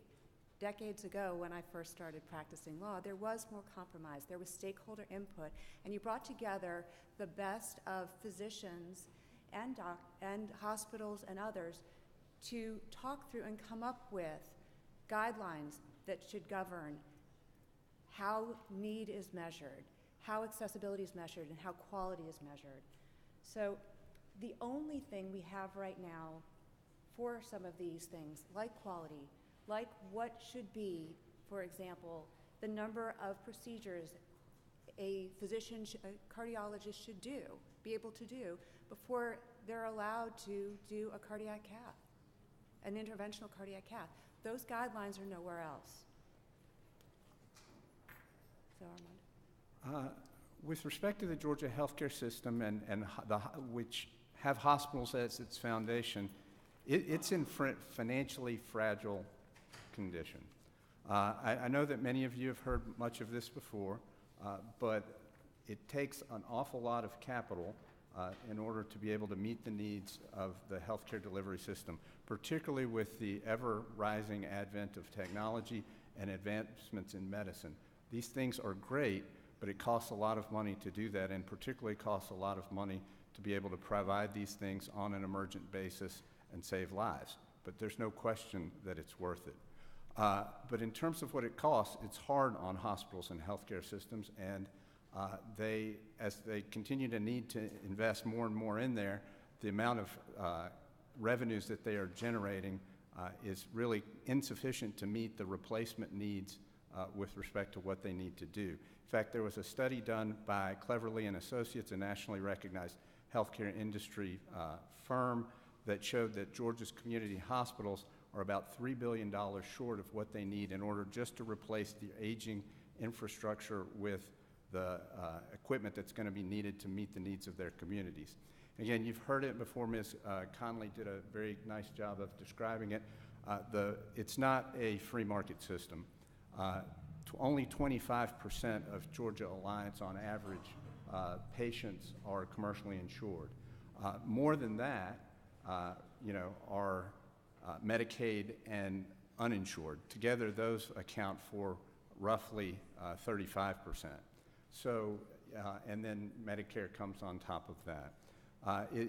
It's a system where there just aren't a whole lot of people that can pay, and a lot of the ones that we don't, our system hospitals always take care of, and they subsidize and have to eat the cost associated with that. And so I would like to just briefly say, we understand that there is a proposal to substitute a new licensing process for CON, and we would caution against that, because what has happened in this bill is that parts of CON are pulled out and dropped into a licensure section. And the implications and ripple effects of this new section we would submit have not been thought through, and there may be unintended consequences, and we would ask you to consider it doesn't go far enough to protect rural hospitals and other hospitals, because the safety net hospitals are not just in rural areas, although of course that's where many of them are. But this process is essentially saying there is going to be no meaningful opportunity to determine if there is going to be a harmful impact on an existing facility. The CON laws got rid of using a 10-mile radius a long time ago because it wasn't accurate in terms of measuring distances in different areas of the state. So we're going back to things like a radius measure of what would be the impact of a new facility that the CON statute and regulations abandoned probably about 15 years ago. The standards are also vague and hard to show what would be impact.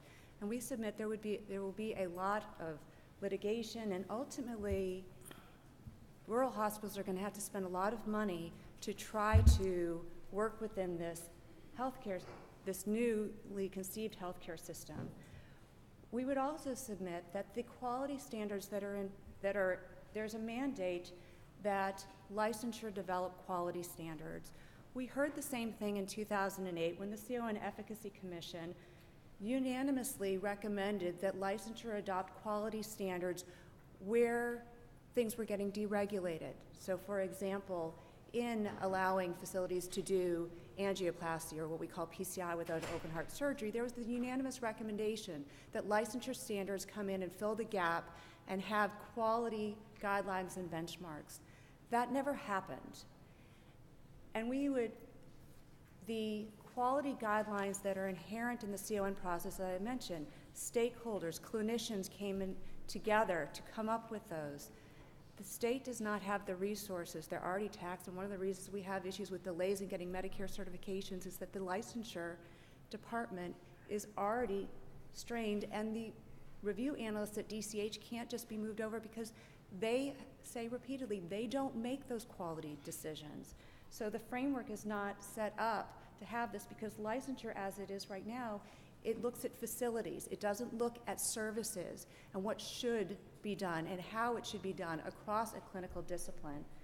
So for that reason, we would also ask you to consider that the licensure standards are not an automatic fix, and there are also exemptions that are in place now, and it's not clear how it would work going forward, because the grandfathering provisions and how they tie to existing limitations for exemptions and CONs, all of that does not work going forward.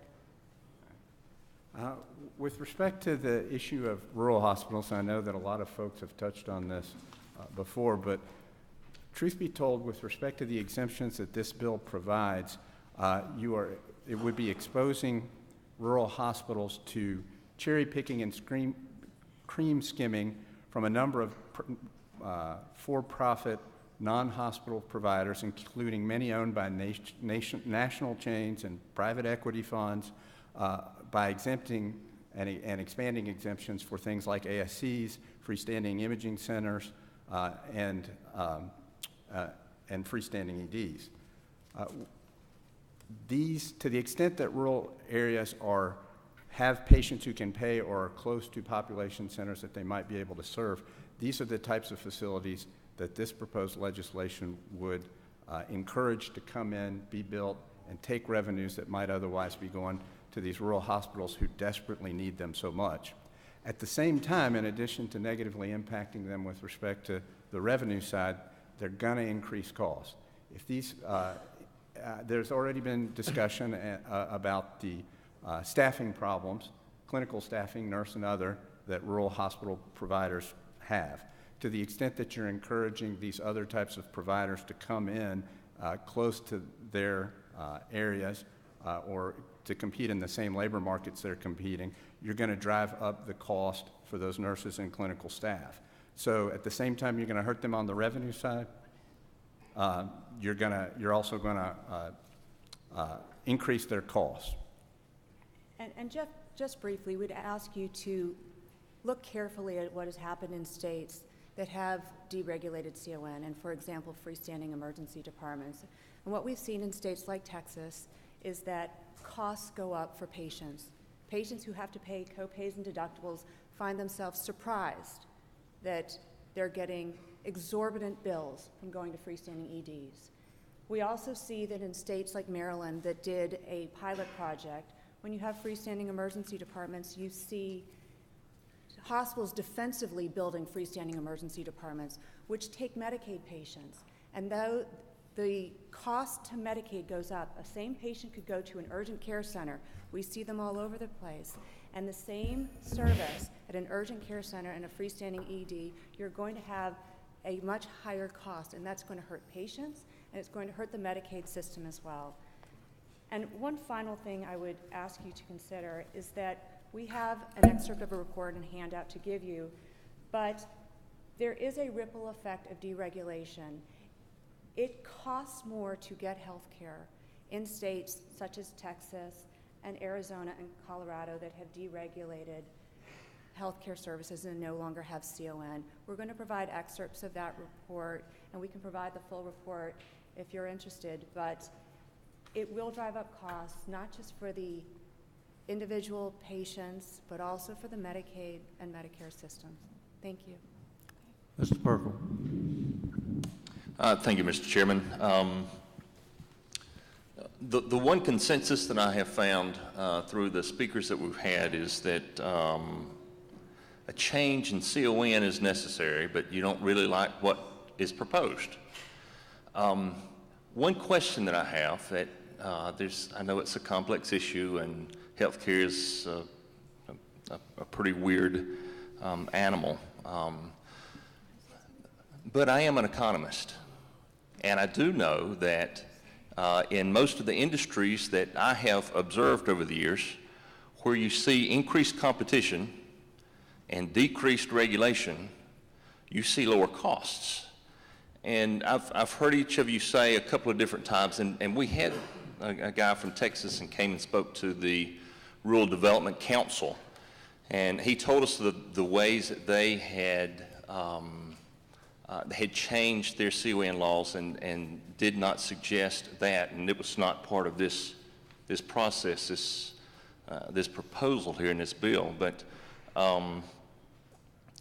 I don't understand how increasing competition and decreasing regulation is going to cost the consumer more. I can see something about the safety net and with the rural hospitals. I understand that argument, but the other one, I don't understand.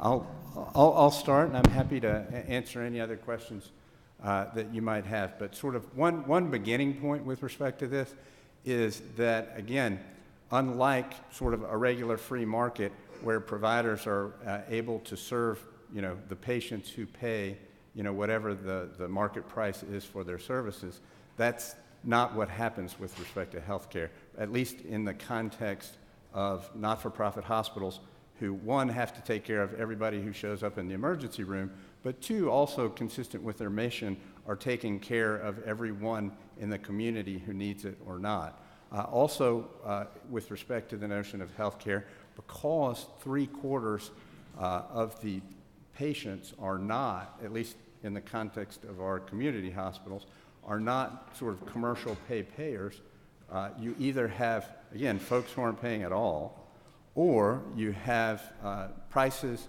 that are set by monopsony payers, Medicare and Medicaid, who not only, are they monopsony payers who control enormous parts of the market, but they also put an awful lot of regulations on you with respect to what's required, like EMTALA. So those things end up having distortions, which I know you probably understand to a much greater degree than I do, on the market and how players are able to react. Chairman Cooper. Okay, let me see if I can summarize a couple of things. First of all, you find nothing in this bill that is of value. We do agree that with some of the transparency provisions, and there are other changes, and not all of them, because we can talk through that. Not all of the changes in transparency. No, I think we agreed in concept that there needs to be more transparency, and with that, our proposal actually is more transparency across all providers. One of the things we saw, for example, in 2008, when certain facilities were deregulated or allowed, for example, surgery centers to develop more surgery centers, the state of Georgia asked surgery centers to provide data regarding Can I stop you? Can I stop you there? Sure. I think this is about hospitals, and one of the things that hospitals and people that represent them tend to do is, instead of answering our questions, you start talking against the other people, and I just don't want to really hear it. So let's get back to this. So basically, other than the transparency, you don't see anything good.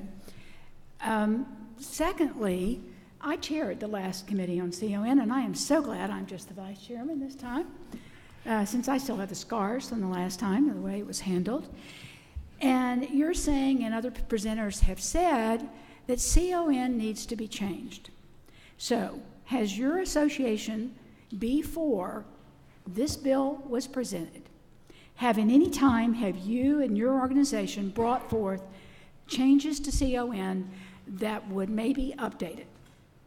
I think you can say yes or no to that. Have you brought to any one of the legislators, to me as chairman of health, or to our leadership, have you brought a proposal for any changes? I can only speak to the fact that there is a proposal that has No, been I'm not drafted. talking about before this discussion started because a bill was put forth. Monty? No, before '08, before we passed it. That's 10 years ago. Have you? We have not. Okay. Okay. Has anybody else in the room that has said that we needed to make changes and it needed to be updated, or anybody that's going to speak, brought forth before this bill was presented, brought forth any possible changes and a proposal for changes? When Ethan, but because I asked you, Ethan, in response to this bill coming, right? No, actually, it was in response to the conversations we've been having for a decade. And like I said, you missed my testimony. I apologize. We have to talk further about it. But we did indeed bring a proposal after what should have been a 2-year process. We crammed it in 8 months. We did come up with a compromise proposal. We have shared that over with you. Right, I think, and I've had that over you, and that was in response, as you said before, because of my telling you that change was coming and that you best do something. You've told me that several times, as I said. Change was coming and that hospitals should come up with a viable alternative, but on your own over this period of time, before I kept pushing that, I have not had anybody bring a proposal for change. That's just want to make that, perfectly clear. And I will acknowledge after I said that at the end of last session, you did that. Thank you. Okay. Chairman Ronders. Thank you. And Monty may be able to take the podium and be able to help me with some of this. And it's funny, great minds think alike sometimes, but that's kind of my point. We've been doing this rural I'm sorry, when were y'all hired? I'm sorry? How long have you been the attorneys? That should be an easy question. No, me personally, earlier this year. Earlier this year? I'm sorry, earlier in 2018. Okay, and you? Likewise. The firm has been hired for 30 years. Yeah. Oh, but they're new. Okay, yeah, I get it. I was just curious. But my concern was we've had bills sitting in governmental affairs for a couple of years. The Rural Economic Development Council has been meeting for a couple of years. You knew something was coming. Ethan knew something was coming. Cancer Center Treatments of America was coming. And I have yet to see your compromise. Well, I just want to know, was there a strategic meeting held? Meeting's been held. Hold on. Was there a strategic meeting held that said, let's wait and see what they roll out? Before we show the people that have actually been engaged what we stand for instead of just being what we're against? No, and I will not. That's a fair question. That's a fair question. I will not speak for the Georgia. Well, I can speak some for the Georgia Hospital Association. We knew something was coming. We got the message last session, and we began immediately having put together a committee to look at everything about certificates. But Monty, I get text that says I'm disappointed, I don't want this, I don't want that. I don't do the privacy of that. I won't do that. And who said what? But I'm just sitting there going, why wasn't I getting that information 6 months ago of what we stand for or what we believe in or what we want to happen?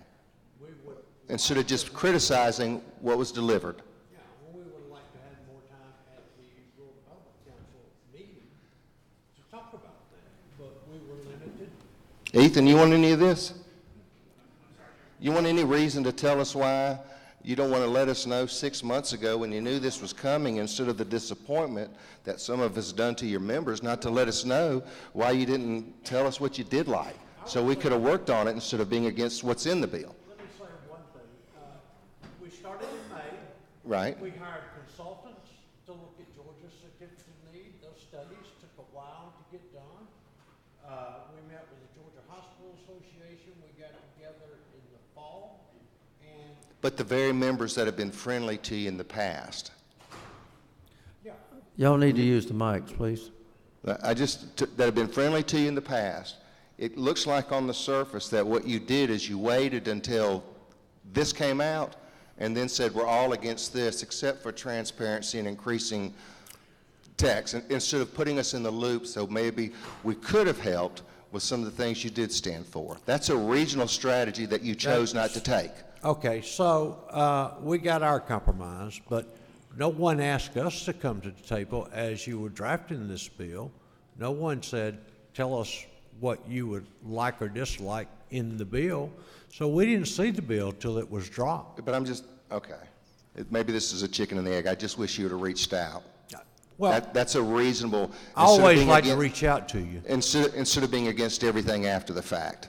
Yeah. Or giving that appearance. Now, let's, if I may, let's go down the path of, because in my world and what I know, which is limited, there's 4, 5, 6, 7 healthy revenue streams. So when people talk about those with good insurance, it's really, to me, about those revenue streams. No one has this discussion for people in the room about delivery, right? Because that's not a profitable revenue stream. About delivery? Yeah. It's more about imaging. It's more about ambulatory surgery centers. It's more about heart catheterizations, because they're more profitable revenue streams that those hospitals actually need. I mean, that's been your previous testimony before. Deb said that. He's shaking his head yes behind you. There's not a trick question. I'd like to know what those revenues, what those are important, because some of those are loser. Nobody wants to deliver babies in an area that's a high percentage of Medicaid because it's not cost justifiable. Well, we have to have imaging. It's a revenue generator. Outpatient surgery is a revenue generator. That's the ambulatory surgery center? Yeah. Imaging, what else? Yeah, those are 2 big generators. Is that it? No, there's other, there's 100 operations within a hospital. And that's just and part I of it. can't tell you what If you'd let me know that, then that's the kind of thing that we can look at. No one's trying to put the have and the have-nots in 2 different categories. So, thank you, Mr. Chairman. Okay, that looks like all the, that looks like all the questions for right now. So we need to do the next person so we can have time to cover everybody who's got a comment to make. John Evans?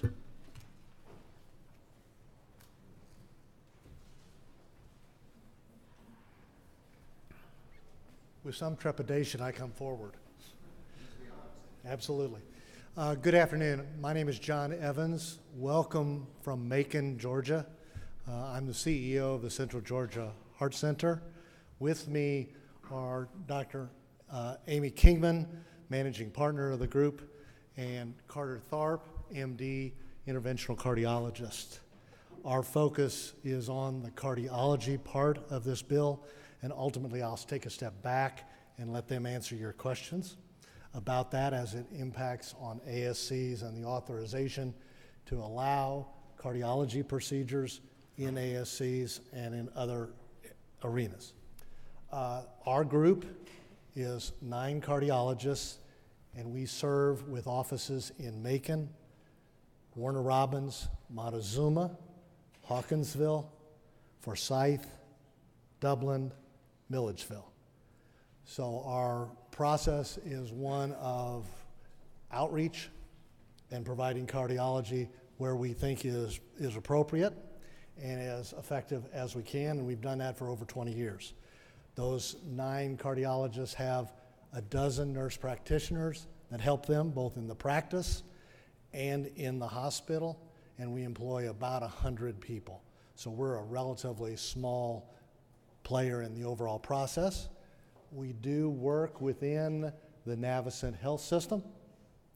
We also work within the HCA hospital system.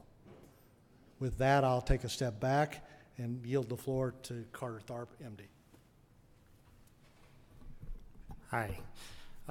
We're doctors. We're not lobbyists or lawyers. We don't have an eloquent speech prepared, but one of the first things I wanted to explain, I'm guessing most people here aren't completely familiar with what a heart catheterization or an angioplasty is and what it entails. A heart catheterization is about a 10-minute procedure. It's done not even through an incision, it's a needle stick, either in the arm or the leg, and a little tiny latex catheter is passed up to the heart to image it. And that's how you tell if you have heart disease. And if you do, most of the time we don't have to do surgery anymore. We insert little metal stents that pass through that catheter into the artery. It's often tip to tail, a 30-minute procedure or less. One that was extremely complicated might be 2 hours. When I trained, every patient that had angioplasty was admitted to the hospital. I've done about 10,000 heart caths and angioplasties, and I would say at max 15% now are even kept overnight. A heart catheterization might stay 2 or 3 hours max and go home. An angioplasty, most of them we keep for 6 hours, and if they have any problem, the vast majority of them go home the next day. And it's usually obvious within about an hour of doing the procedure whether they're going to have a problem or not. Most of the major interventional societies now, they all feel like it can be safely done as outpatient. In fact, Medicare will not reimburse angioplasty as an inpatient procedure. They recognize it as an outpatient procedure, and Medicare has recommended that angioplasty and PCI be able to be done in ASCs. I can tell you from my experience, anything in cardiology that is done as an outpatient versus an inpatient, it's vastly cheaper. I've heard some of the spiels about increasing costs. Doing things on an outpatient basis, usually whether you're talking about imaging or procedures, the reimbursement rate is much lower when it's done outpatient. It's not higher. I can't imagine how it would increase cost. It can be done cheaper. It's very rare now to have major complications with these procedures. I think for a diagnostic heart cath, I can say I've never had anybody die during one that was done on an outpatient. People having heart attacks, that's different. Those procedures are all done inpatient, obviously. But it's a very, very safe procedure. And even when you talk about stents, the major complication rate, it's extremely low. I think I might send someone emergently to surgery once every few years. I do 4 or 5 of these a day. It's been done safely without surgical backup all over this state for many, many years, and has been done in ASCs in many, many other states for years. I actually used to moonlight in an ASC when I was in training. So for us, we're more focused on the cardiology side of it. We're not experts in healthcare or policy or the bill, but we feel like this can be done safer, cheaper, with more patient satisfaction on the majority of the patients in the outpatient setting. And that doesn't pertain to everybody. I mean, a lot of these procedures we would still do at the hospital. That doesn't mean every single case, every time, would be done in an ASC. Doctors are actually pretty good at telling when they ought to do something in the hospital versus out, because ultimately, if something happens, we pay the price. I mean, we live in these communities. These people are our friends. You better believe if you do something you shouldn't be doing, it will be talked about all over town. And in my opinion, if you really want to talk about quality, it's not a series of metrics that bureaucrats generate in lists. You can go around and ask patients in a town who the good doctors are, who the best proceduralists. They all know, because they know quality when they see it. And if it's not good, they won't go there. I'm going to turn it over to Amy. She had some other points. Hi, I'm Amy Kingman. I've learned a lot from being here today. Thanks for letting us add our 2 cents. I just wanted to speak to a few points that were brought up during this session and clarify a few things from my vantage point. As far as partnering, caring for every patient, no matter what kind of insurance they have, the doctors are there in the trenches with the hospital. You know, we're the ones at 3 in the morning coming in to take care of a patient having a heart attack when we're on city call, which means we're responsible for patients who have not established a cardiologist previously and come in with an acute cardiac condition that needs to be managed emergently. And a lot of those patients are uninsured. Some of them have Medicaid, you know. they're not all Blue Cross payers. And what a lot of times goes unrealized is that, you know, the hospitals do share the expense on the initial contact with this patient, but once a cardiac patient is always a cardiac patient. If you've had a heart attack or a stent, you're much more likely to have another procedure or another event in your lifetime. And you need to be managed closely and watched closely by a specialist to try and prevent that from happening and lower your risk, which means they come to see us either once or twice a year for us to manage their medicines, examine them, and run an EKG. And so not only do we help shoulder some of that burden of taking care of anybody, we don't ask what their insurance is, you know, we just go take care of them. But then they're our patient for life, and so we see them regularly in our office forever and ever. The other thing is licensure. I can't imagine a situation where you would have cardiologists and ambulatory surgical centers performing procedures without the appropriate licensure. You know, like Carter said, there are a handful of cases that can be done electively in an outpatient setting, but we have to be selective in who those patients are so they do well and have good results. But still, we're taking care of inpatients with more acute conditions. And, you know, we have to, in order to have privileges at the hospital, we have to pass our boards, have continuing education, perform a certain number of procedures. So we're constantly being monitored in that aspect, and also when we hire physicians to join our group, we make sure they have the appropriate credentials. Also, sometimes access to care becomes a problem. In our hospital, there are about 20 cardiologists who share the same cath lab suite, and depending on staffing at the hospital, there may be anywhere from 3 to 6 rooms available. And it can be challenging to get your patient taken care of in a timely manner when you're trying to see patients in the office and carry out other duties you may have. And so as far as, you know, efficiency for physicians, efficiency for patients, ambulatory surgical centers provide other options to access for procedures that may alleviate the burden in those situations. Thank you.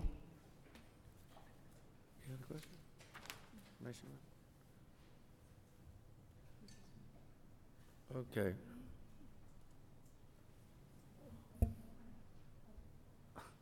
No, go ahead. Yeah, go ahead, Terry. Okay. First of all, to the doctors, thank you very much for taking a day away from your practice to come see us. I certainly understand. My husband was a family practitioner, so I understand your commitment to patients, and I didn't bring this up to the previous presenters, but when they talked about the fact that, you know, people wouldn't be meeting the regulations or the quality, I wanted to take to say something against that also, because our physicians are not going to work in situations where they would put patients at risk. So I just want to say thank you very much for what you do.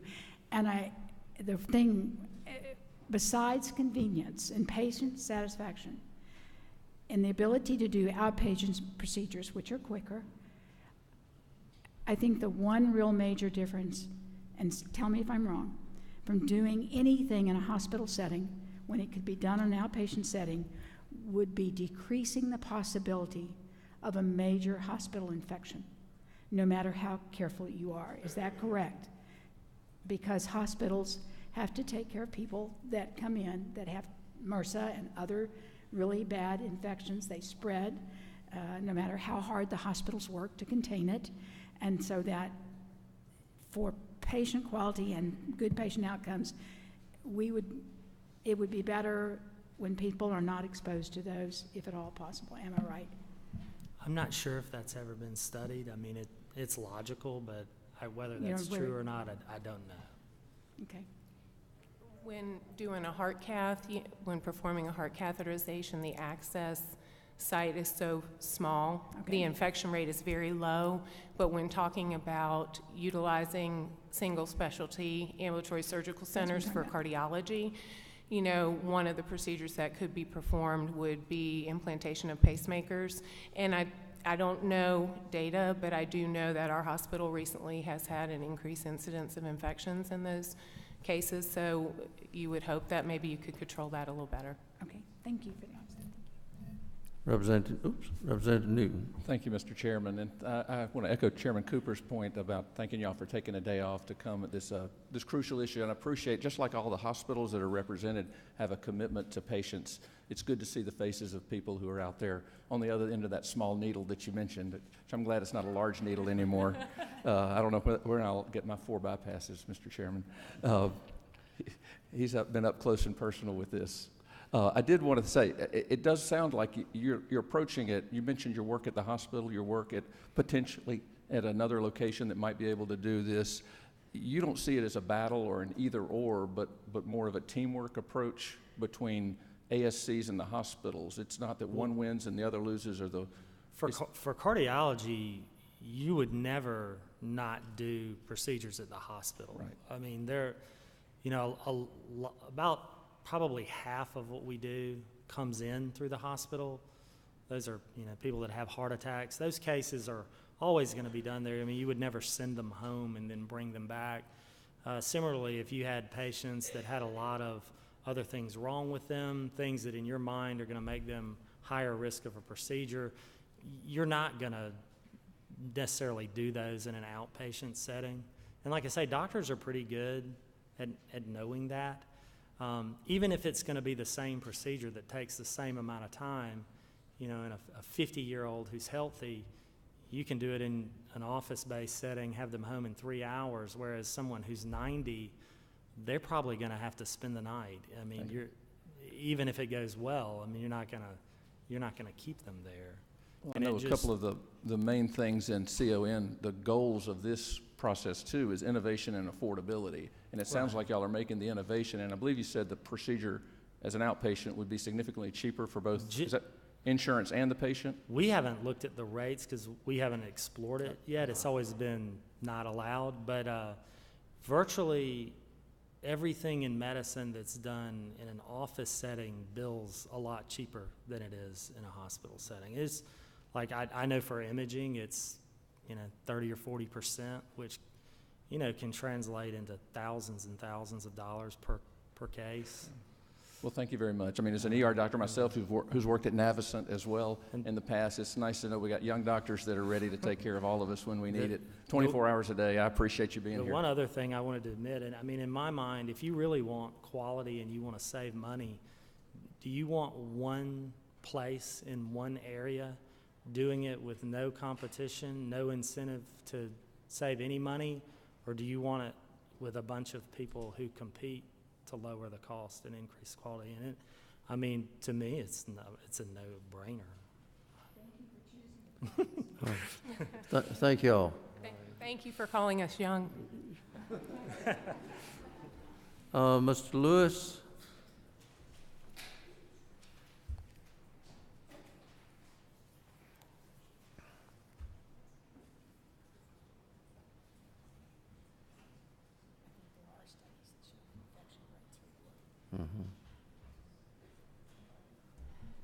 We have 6 presenters left.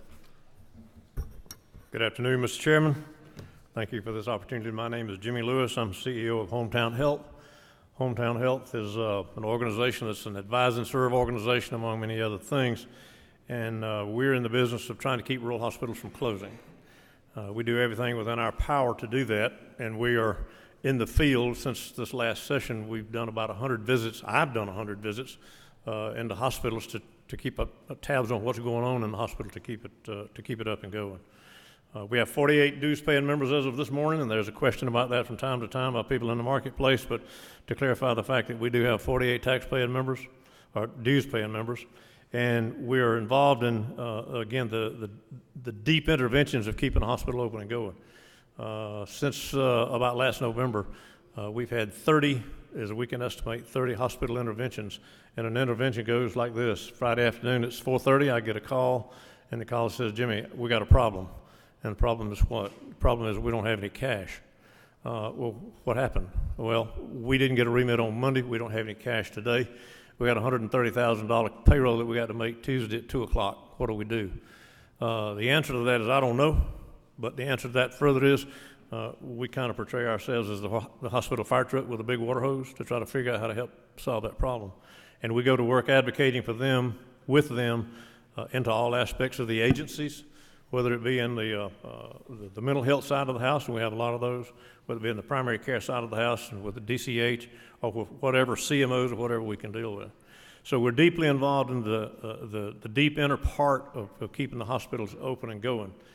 We are invested heavily in doing that. We don't even have offices. We're totally virtual. I have 13 colleagues that do this, and we're in the field every day, all day. There are three parts to our organization. We do the advocacy part that we're doing right here. We do the problem-solving part. We've got 60 business partners. Interesting, CTCA is one of our business partners, and we've been asked, why in the world would you let CTCA be one of your business partners? And our answer is real simple. We're about finding the best technological advantage that we can, and we're in a major research program right now to deal with the advance of technology, and they're one of the sources. And we've got a number of sources that include DCH and Jamie Howgate, and then we've got a business partner in Quadex, and they do the same thing. So we're finding the best partners to provide and educate our people as best we can. Now, as to the subject of the bill today, I want to be very clear up front. We're an advise and serve. We go to the marketplace and we listen as much as we can. We communicate. You've got 2 communications that I provided to our members this week. And the purpose for those communications is to get feedback, and our feedback comes in a variety of forms. I get emails back on a daily basis. I get phone calls back on a daily basis, and we respond to those, and then we go to the field with those particular issues as well. One of the things I'll tell you today is on this subject, the industry, regardless of what anybody will tell you, is extremely fragmented. It's simply fragmented by the fact that, as I was coming in here, this is one of the fragmentations, and this is a letter that's out in the marketplace today about one hospital system choosing to go in a different route that it otherwise may have gone into. It was mentioned earlier that there are 160, 170 hospitals in the state. 160, 170 hospitals with 90 letters means it must be about 80 that are fragmented. This is a very difficult issue, and there is no question about it. The question is, how do we deal with it in a marketplace, and from a rural hospital standpoint, specifically, how do we deal with it? I've attempted to deal with it from this standpoint, and I've recommended to our people. The first part of the issue is we don't need to kill the bill on day one. We need to figure out what the bill says. We need to study the bill. We need to deliberate the bill. We need to go to and from to figure out what are the best parts of this bill and how does it, in fact, best apply to the rural hospital community, urban hospital community, and whoever that is. So with that in mind, we recognize that there's fragmentation. We've got to listen to everybody. And what I want to share with you today is we think that there are probably 4 different avenues in this bill that deserve some attention. And I want to share with you, as best I can, a percent airtime of what I've gotten back from the marketplace that we deal with. And I'd suggest to you that this bill, House Bill 198, may have as many as 4 different parts to it, and I'll tell you what I've heard from our people out in the marketplace. First part of the bill that it deserves attention is that called transparency. And the question is, what in the world has transparency got to do with rural hospitals and the whole issue of hospitals and how it deals, particularly in the rural aspect?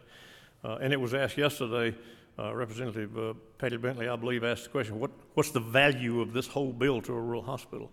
Well, the value of this whole bill to a rural hospital, specifically with transparency, is to regain integrity in the data and the decisions that are made. Period, point blank, end of story. And you say, well, that's not true because everything's really good. Well, I'd suggest to you if things were really good, you look around the county or look around the state and you look at the attitudes in the county that where the county just had to assume a $38 million debt on a part of a building, that might be a problem. You look at another one that's got a $24 million debt situation on a building, that may be a problem. If you got a situation where there's a CEO that somehow or other got control of a hospital and ended up paying himself $470,000 on a 1099, that's a problem. The integrity that's lost across the state has been pervasive, and that's not to say that everybody out there is bad, but it doesn't take but 1 or 2 bad apples in a barrel to make a serious problem. And for that reason, transparency to a rural hospital system is quite important. And why is it further important? It's important from the fact that the hospital and the county commissions have to work together, and so many times we need bond referendums through the counties. If there ain't no integrity between the 2 relationships, the probability of getting money in a bond situation is terrible. And we've got about 10 or 12 bond situations right now, and one could make the case that they're easily upside down, and those counties don't like that at all. We're going to need more of that, and that's a big time issue. So trust translates into the ability to survive. These hospitals that have the counties and the hospitals themselves that need to work together, it's kind of interesting about the integrity. One of the problems is the county commissioners are elected, and for the most part, the hospital authority members are appointed. There's two different decision-making processes as it relates to being appointed versus elected. And that's necessary to have the proper trust between the parties that are involved. The second part is just one of those that's just full of angst, and it has been for 5 years, and that's CTCA. So the question is, what does CTCA and this whole bill got to do with anything? Well, we probably reach a point where we beat something totally to death. And we're probably at a point that we have beat this one totally to death. And you say, well, what does that got to do with rural hospitals?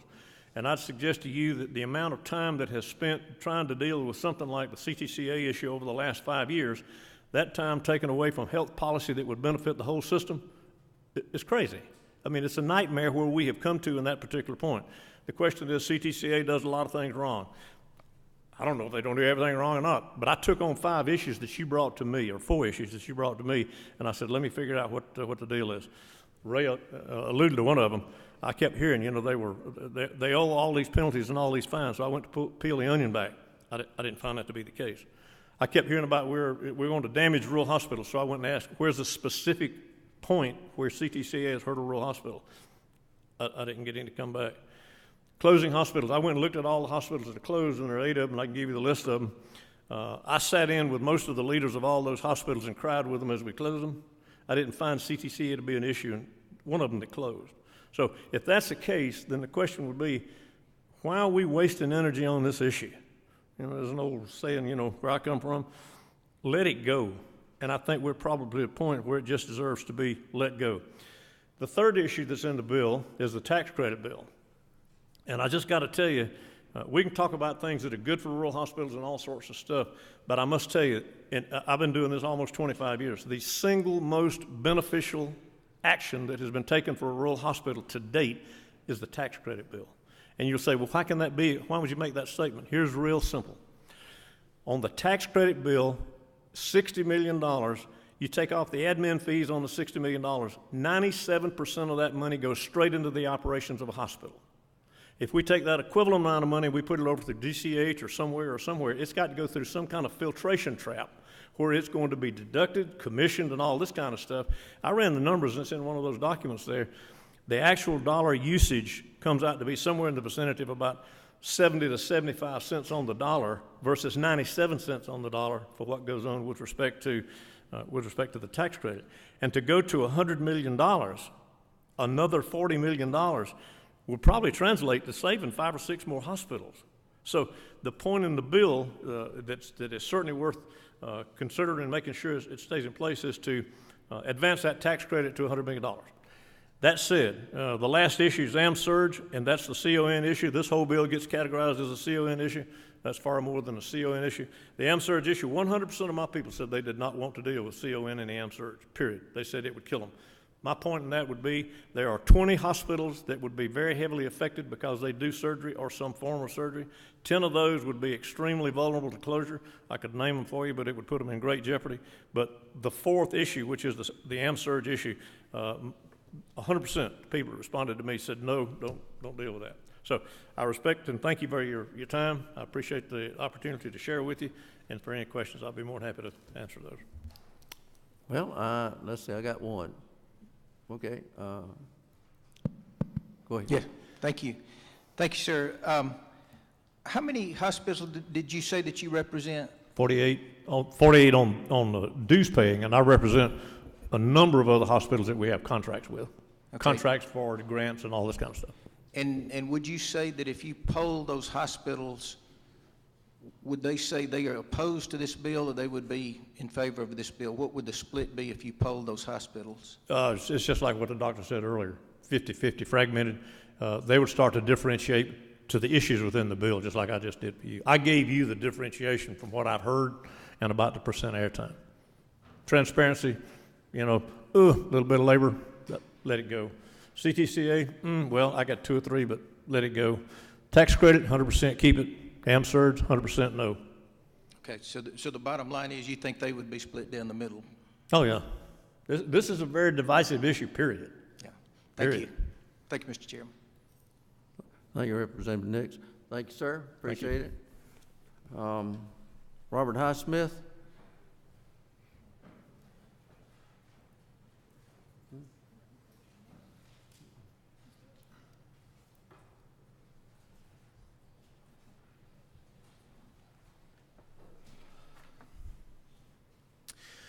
Thank you, Mr. Chairman and members of the committee. I'm Robert Highsmith, and I'm a lawyer with Holland & Knight, and I represent Northside Hospital. I don't represent them as a lobbyist. I represent them as lead counsel in litigation that is currently pending before the Georgia Supreme Court, likely brought by a Northside competitor. And I'm here only to talk about Section 3-5 of House Bill 198, the committee substitute thereto, and to talk about the effect that that would have on pending litigation before the Georgia Supreme Court that Northside's involved in. That's why Northside asked me to come brief the committee. Not to talk about the other transparency provisions of the bill, Madam Chairman, I'm only to talk about 3.5, which in the committee substitute. Before I do that, I want to share with the committee some news that it may have seen to the extent that it's following these things in healthcare, and that is that the merger between Northside and the Gwinnett Health System has been approved by the Federal Trade Commission. So once that transaction closes, the combined system will employ 21,000 Georgians, have an extraordinarily positive effect on the economy here in Georgia. Among the new combined systems competitors will be Piedmont, Wellstar, whom you've heard from, and Emory, who you've heard from.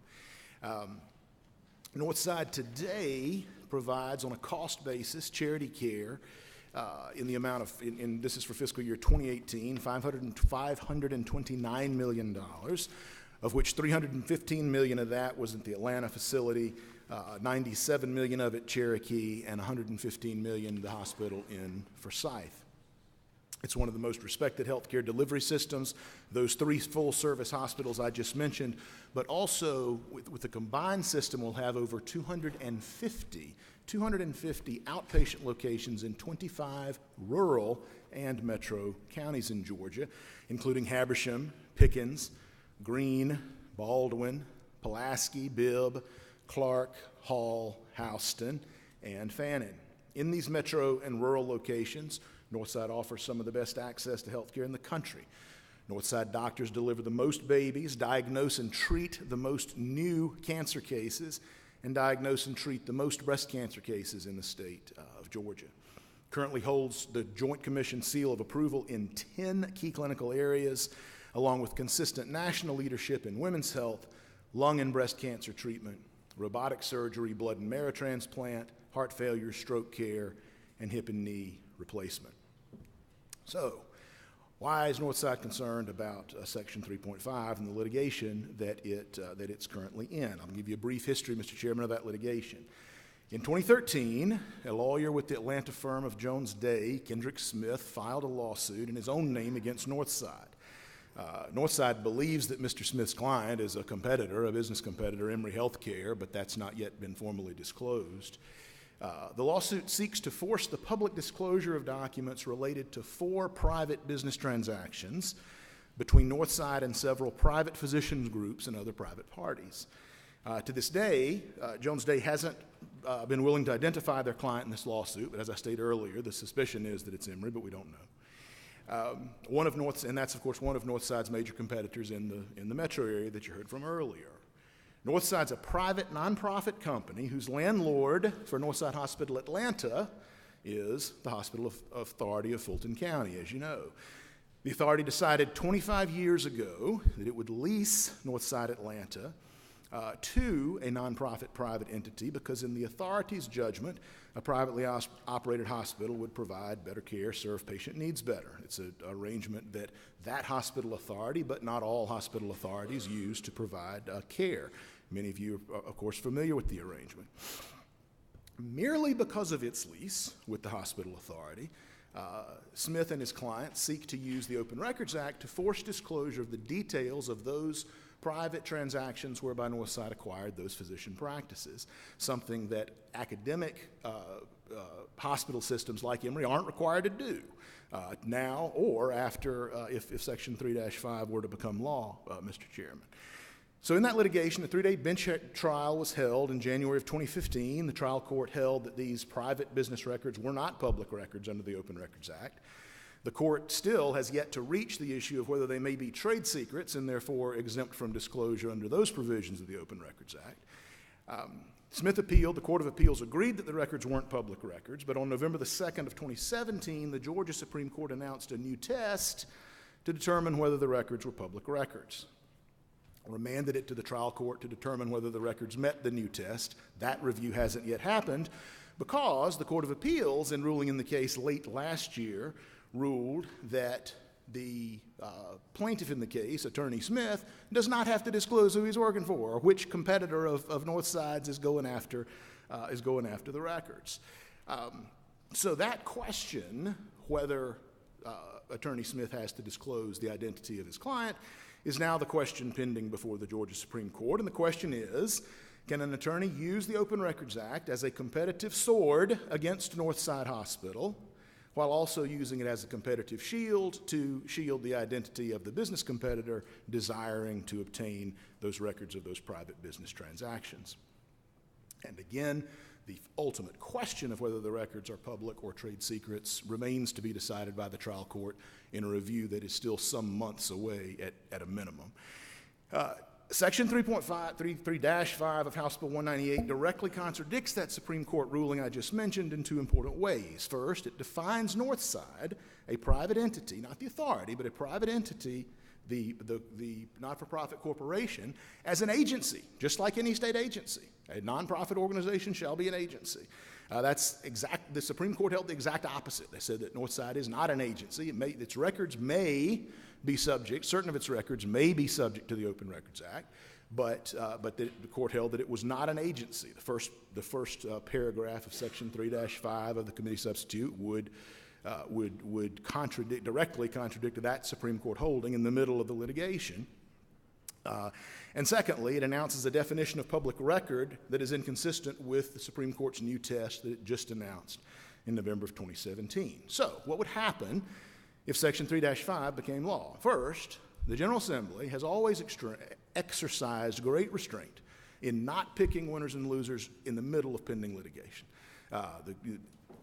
Many of the members have sat on committees that have declined to move legislation forward because the issue was before the courts and it was a time to let the courts decide. And then the General Assembly, once the ultimate decision was reached, perhaps the General Assembly might step in. This would be a break from that tradition, if I may, Mr. Chairman. But in Section 3.5, if it became law, would potentially allow a business competitor not subject to the Open Records Act, such as, for example, Emory, to access all of Northside's records regardless of what the Supreme Court has held and what the trial court may hold in this litigation. And secondly, and perhaps most importantly, it would create an unfair and unlevel playing field among private hospital systems within the world of Representative Hatchett of nonprofits. It would create an unfair and unlevel playing field because, for example, an academic system would not be subject to the Open Records Act, would not be deemed an agency under Georgia law, but merely by virtue of having a governmental landlord, as Northside Atlanta does, it would be considered an agency and all of its records subject. So what would that mean in practice? Let's say that a physician practice, and lots of physician practice acquisitions, Madam Chairman, as you're aware, let's say that another physician practice sought to market itself to become part of a hospital system. An academic health system might say, oh, hold on a second. We convinced the General Assembly to subject Northside to the Open Records Act. Do you really want to sign up for that and have all of your records be deemed subject to the Open Records Act? I don't think you want that. So why don't you come and join our system instead of accepting Northside's offer to become part of their system?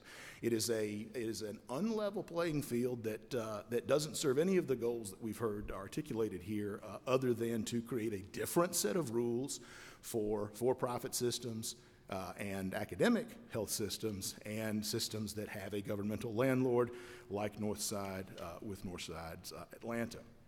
That's particularly galling when you consider that many academic systems receive hundreds of millions of dollars in federal and state research grants. It's not uncommon for a system like Emory to receive $300–400 million a year in taxpayer money to conduct their research. But yet Section 3-5 would not subject them to becoming an agency or subject all of their records to disclosure under the Open Records Act. Now, in conclusion, Mr. Chairman, Northside is not against transparency in healthcare. As a nonprofit, Northside's already subject to extensive transparency laws. It's already subject to the release of its tax returns, for example, which for-profit systems aren't required to do, the 990s that were mentioned earlier that become public documents once they're filed. But to serve the goal of transparency, the General Assembly need not intervene in pending litigation between competing systems, and it need not set different rules for systems like Northside that simply have a governmental landlord for one of its facilities and other healthcare systems that don't. And that, Mr. Chairman, concludes my presentation. Happy to answer any questions that members of the committee have. Representative Newton. Thank you, Mr. Chairman. Just a quick question. You mentioned having a governmental landlord. Is that the same? Is that what makes it a nonprofit, and therefore does that make it exempt from federal income taxes, state income taxes, and local property taxes in a large part? No, sir. What makes Northside as a business entity exempt from taxation is its status as a nonprofit under federal tax law. So it's just like Emory enjoys nonprofit status as a university, as all nonprofit universities do. What the connection between its nonprofit status and its governmental landlord for the Northside Atlanta campus is simply the text of what's being proposed in Section 3-5 that declares such an entity with such a lease arrangement to be an agency, and that all of its records would be subject to the Open Records Act. Chairman Cooper. Nice to see you. Thank you, Madam Chairman. This session. Before this bill, did this lawsuit have anything to do with CON? No. Okay, so it's just because of what we would possible change in the bill. I'm only here, Madam Chairman, to talk about Section 3-5. Okay. How long have you been the lawyer for Northside? About 6 months. Oh, okay. The litigation, I succeeded Randy Evans as lead counsel in this litigation when Randy was confirmed. Well, the reason I was going to ask, and I think Ethan has stepped out of the room. Okay. Talking about the money that the hospital spends fighting each other, I mean, this is in a different context. Do you have any idea, Ethan, how much money the hospitals have spent fighting each other, small hospitals, big hospitals, over CON approvals? Okay. I mean, I know that just in one instance when Wellstar fought for 3 or 4 years over to get the heart unit, just that one fight over CON cost Wellstar hundreds and hundreds of thousands of dollars that could have gone to patient care. And is that not sort of what happens when the hospitals fight over, another hospital getting a hospital and so forth? They run up into a lot of money. Okay, it is. Thank you. And if I may, Madam Chairman, we don't know. We don't yet know for certain who we're fighting because of the fact that whoever this plaintiff is at present able to shield themselves with other provisions of the Open Records Act, not being required to disclose who has hired one of the largest and most prominent law firms in the country to sue Northside Hospital to have its private business records disclosed. No, I understand. Paying out the hundreds of thousands of dollars, that's hundreds of thousands of dollars that could be going to patient care. And that's what really bothers me about the CON laws. And it's time after time after time they fight the people that want to do the surgery centers. They fight each other and run up huge lawyer bills. And that money is then diverted from patient care, which I think is really harmful. Until the CON changes that we did in 2008, you couldn't even move a parking lot across the street from your hospital without a CON, and they fought over that. So that's one of my concerns. Thank you. Thank you, Robert. Thank you, I think that's all the questions. Thank you, Mr. Chairman. Thank you, sir. Okay, Piedmont Healthcare.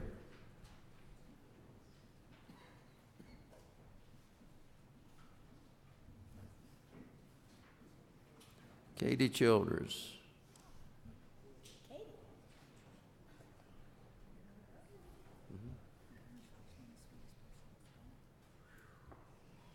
Good afternoon, Mr. Chairman and members. I know the day has been long, and so I will be very brief. I'm Katie Childers, and I am the Director of Regulatory Affairs with Piedmont Healthcare as of last Monday. I picked a good time to start. First, you drew the short straw, huh? I did. Yes, ma'am. Move a little closer to the microphone. Thank you. First, we fully appreciate the tremendous amount of work that you all have put into crafting this piece of legislation. And our leadership has spent the last week analyzing it and going over it backwards and forwards. And while we do believe that most, if not all, of the goals that you set out to accomplish with this legislation can be achieved within the current CON framework, which we agree needs modernizing, we do realize that it may very well be the will of this committee and the legislature to move forward with a new system. And as that, we stand ready to work with you to create the best outcome possible. We ask that we could submit some amendment language over the next few days that we think could help greatly improve this piece of legislation, and that will create a more level playing field and protect against any unintended consequences. So thank you again, and from our entire leadership, they stand ready to offer their expertise so that we can usher in a new era of healthcare that's more competitive and more cost advantageous for the patients. That is really who we should all be here for. So thank you. Well, very good. I see no questions. Thank you. Okay, Tony West, Americans for Prosperity.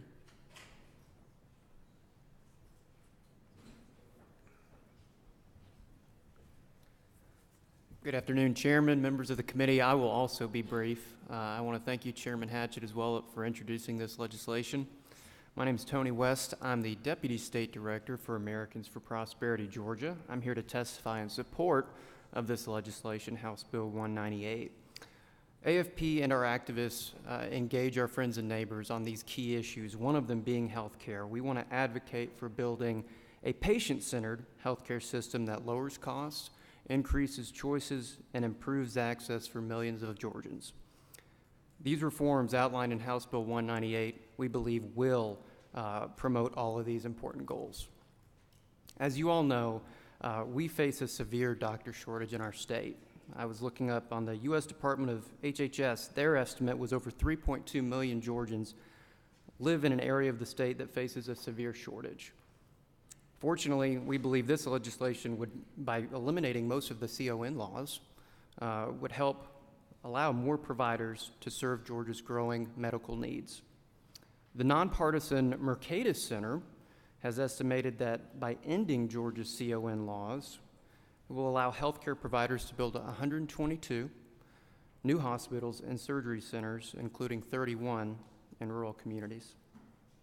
Expanding the availability of medical providers would significantly improve patient health.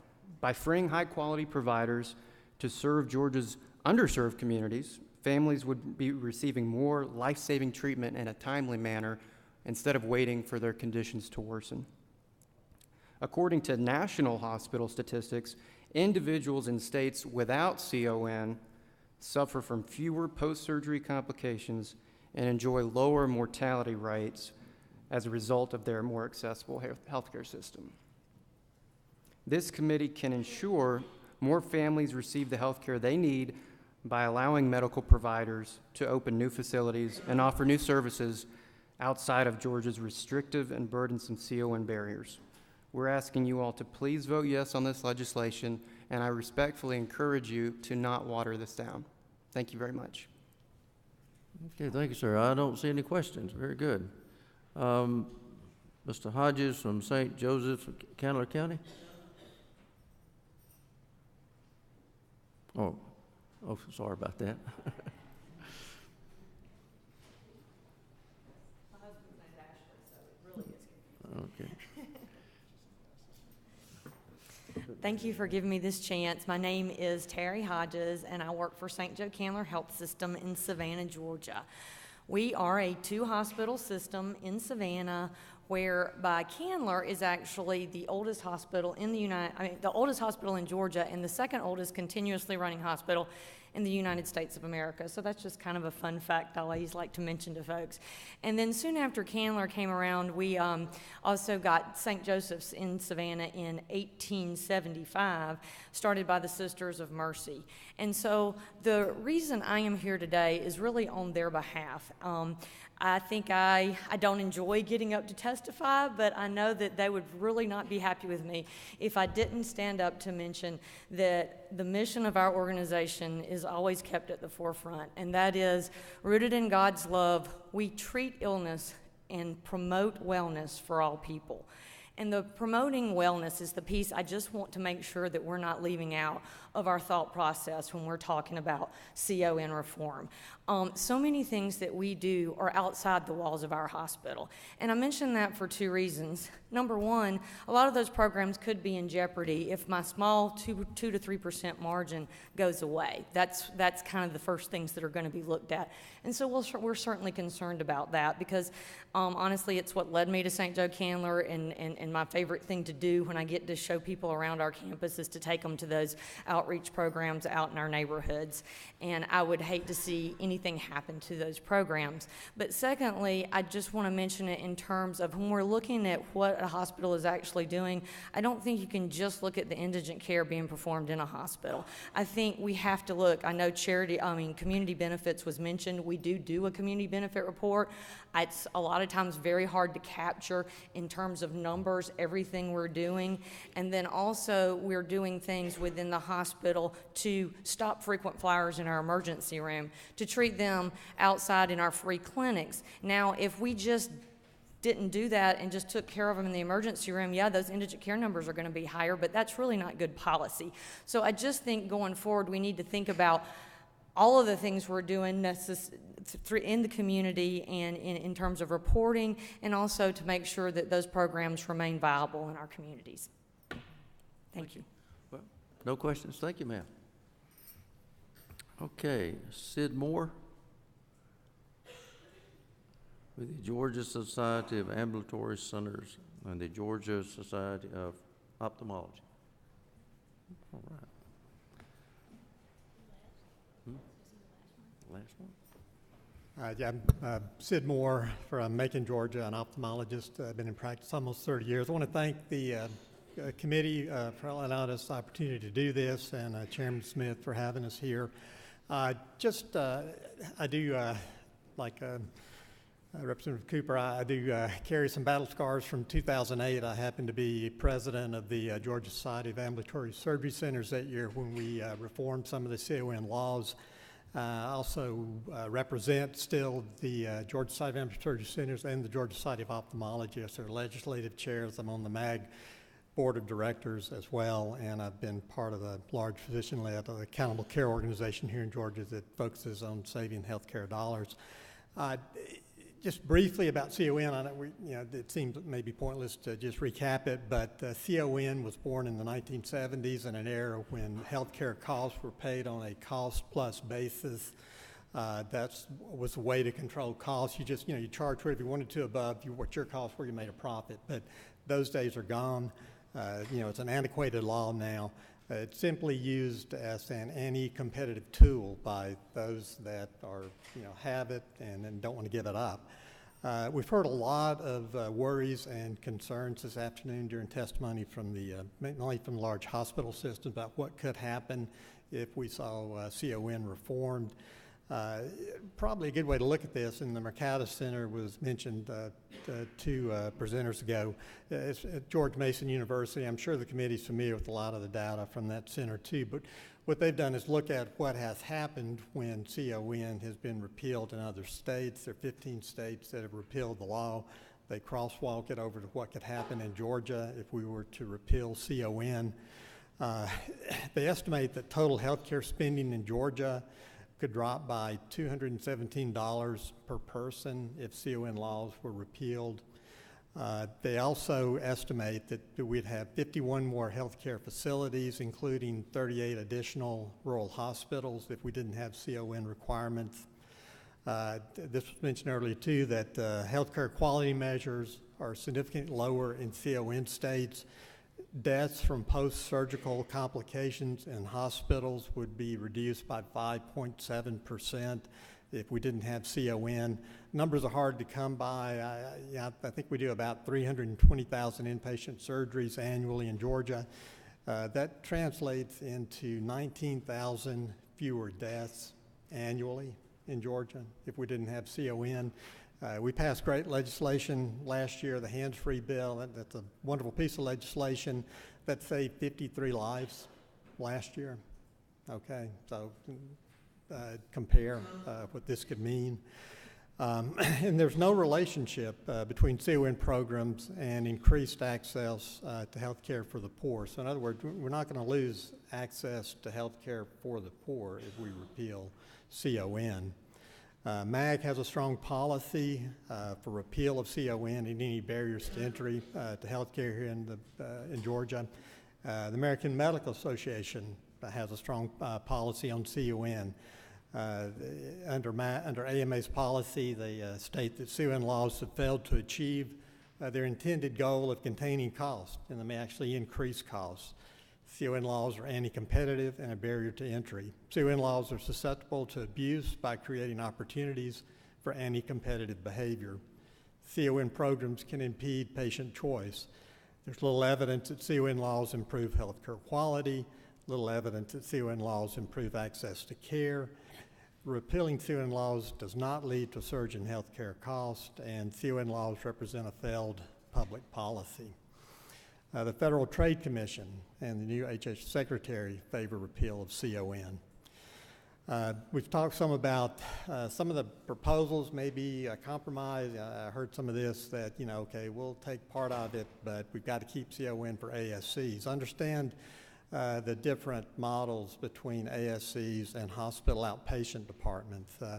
It seems hard to really understand how this happens, but in an ambulatory surgery center, we have the same supplies, we have the same personnel, we do the same surgery, our costs are the same, yet we're paid 50% by Medicare of what hospital outpatient departments are paid for the same service. So we save Medicare 50% on those cases.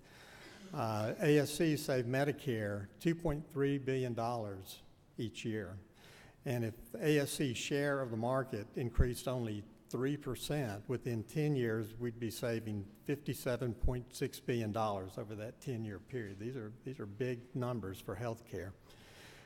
In Georgia, in 2015, Georgia's ASC saved Medicare $26.1 million on cataract surgery, $5.3 million on upper GI procedures, and $1.1 on cystoscopy procedures.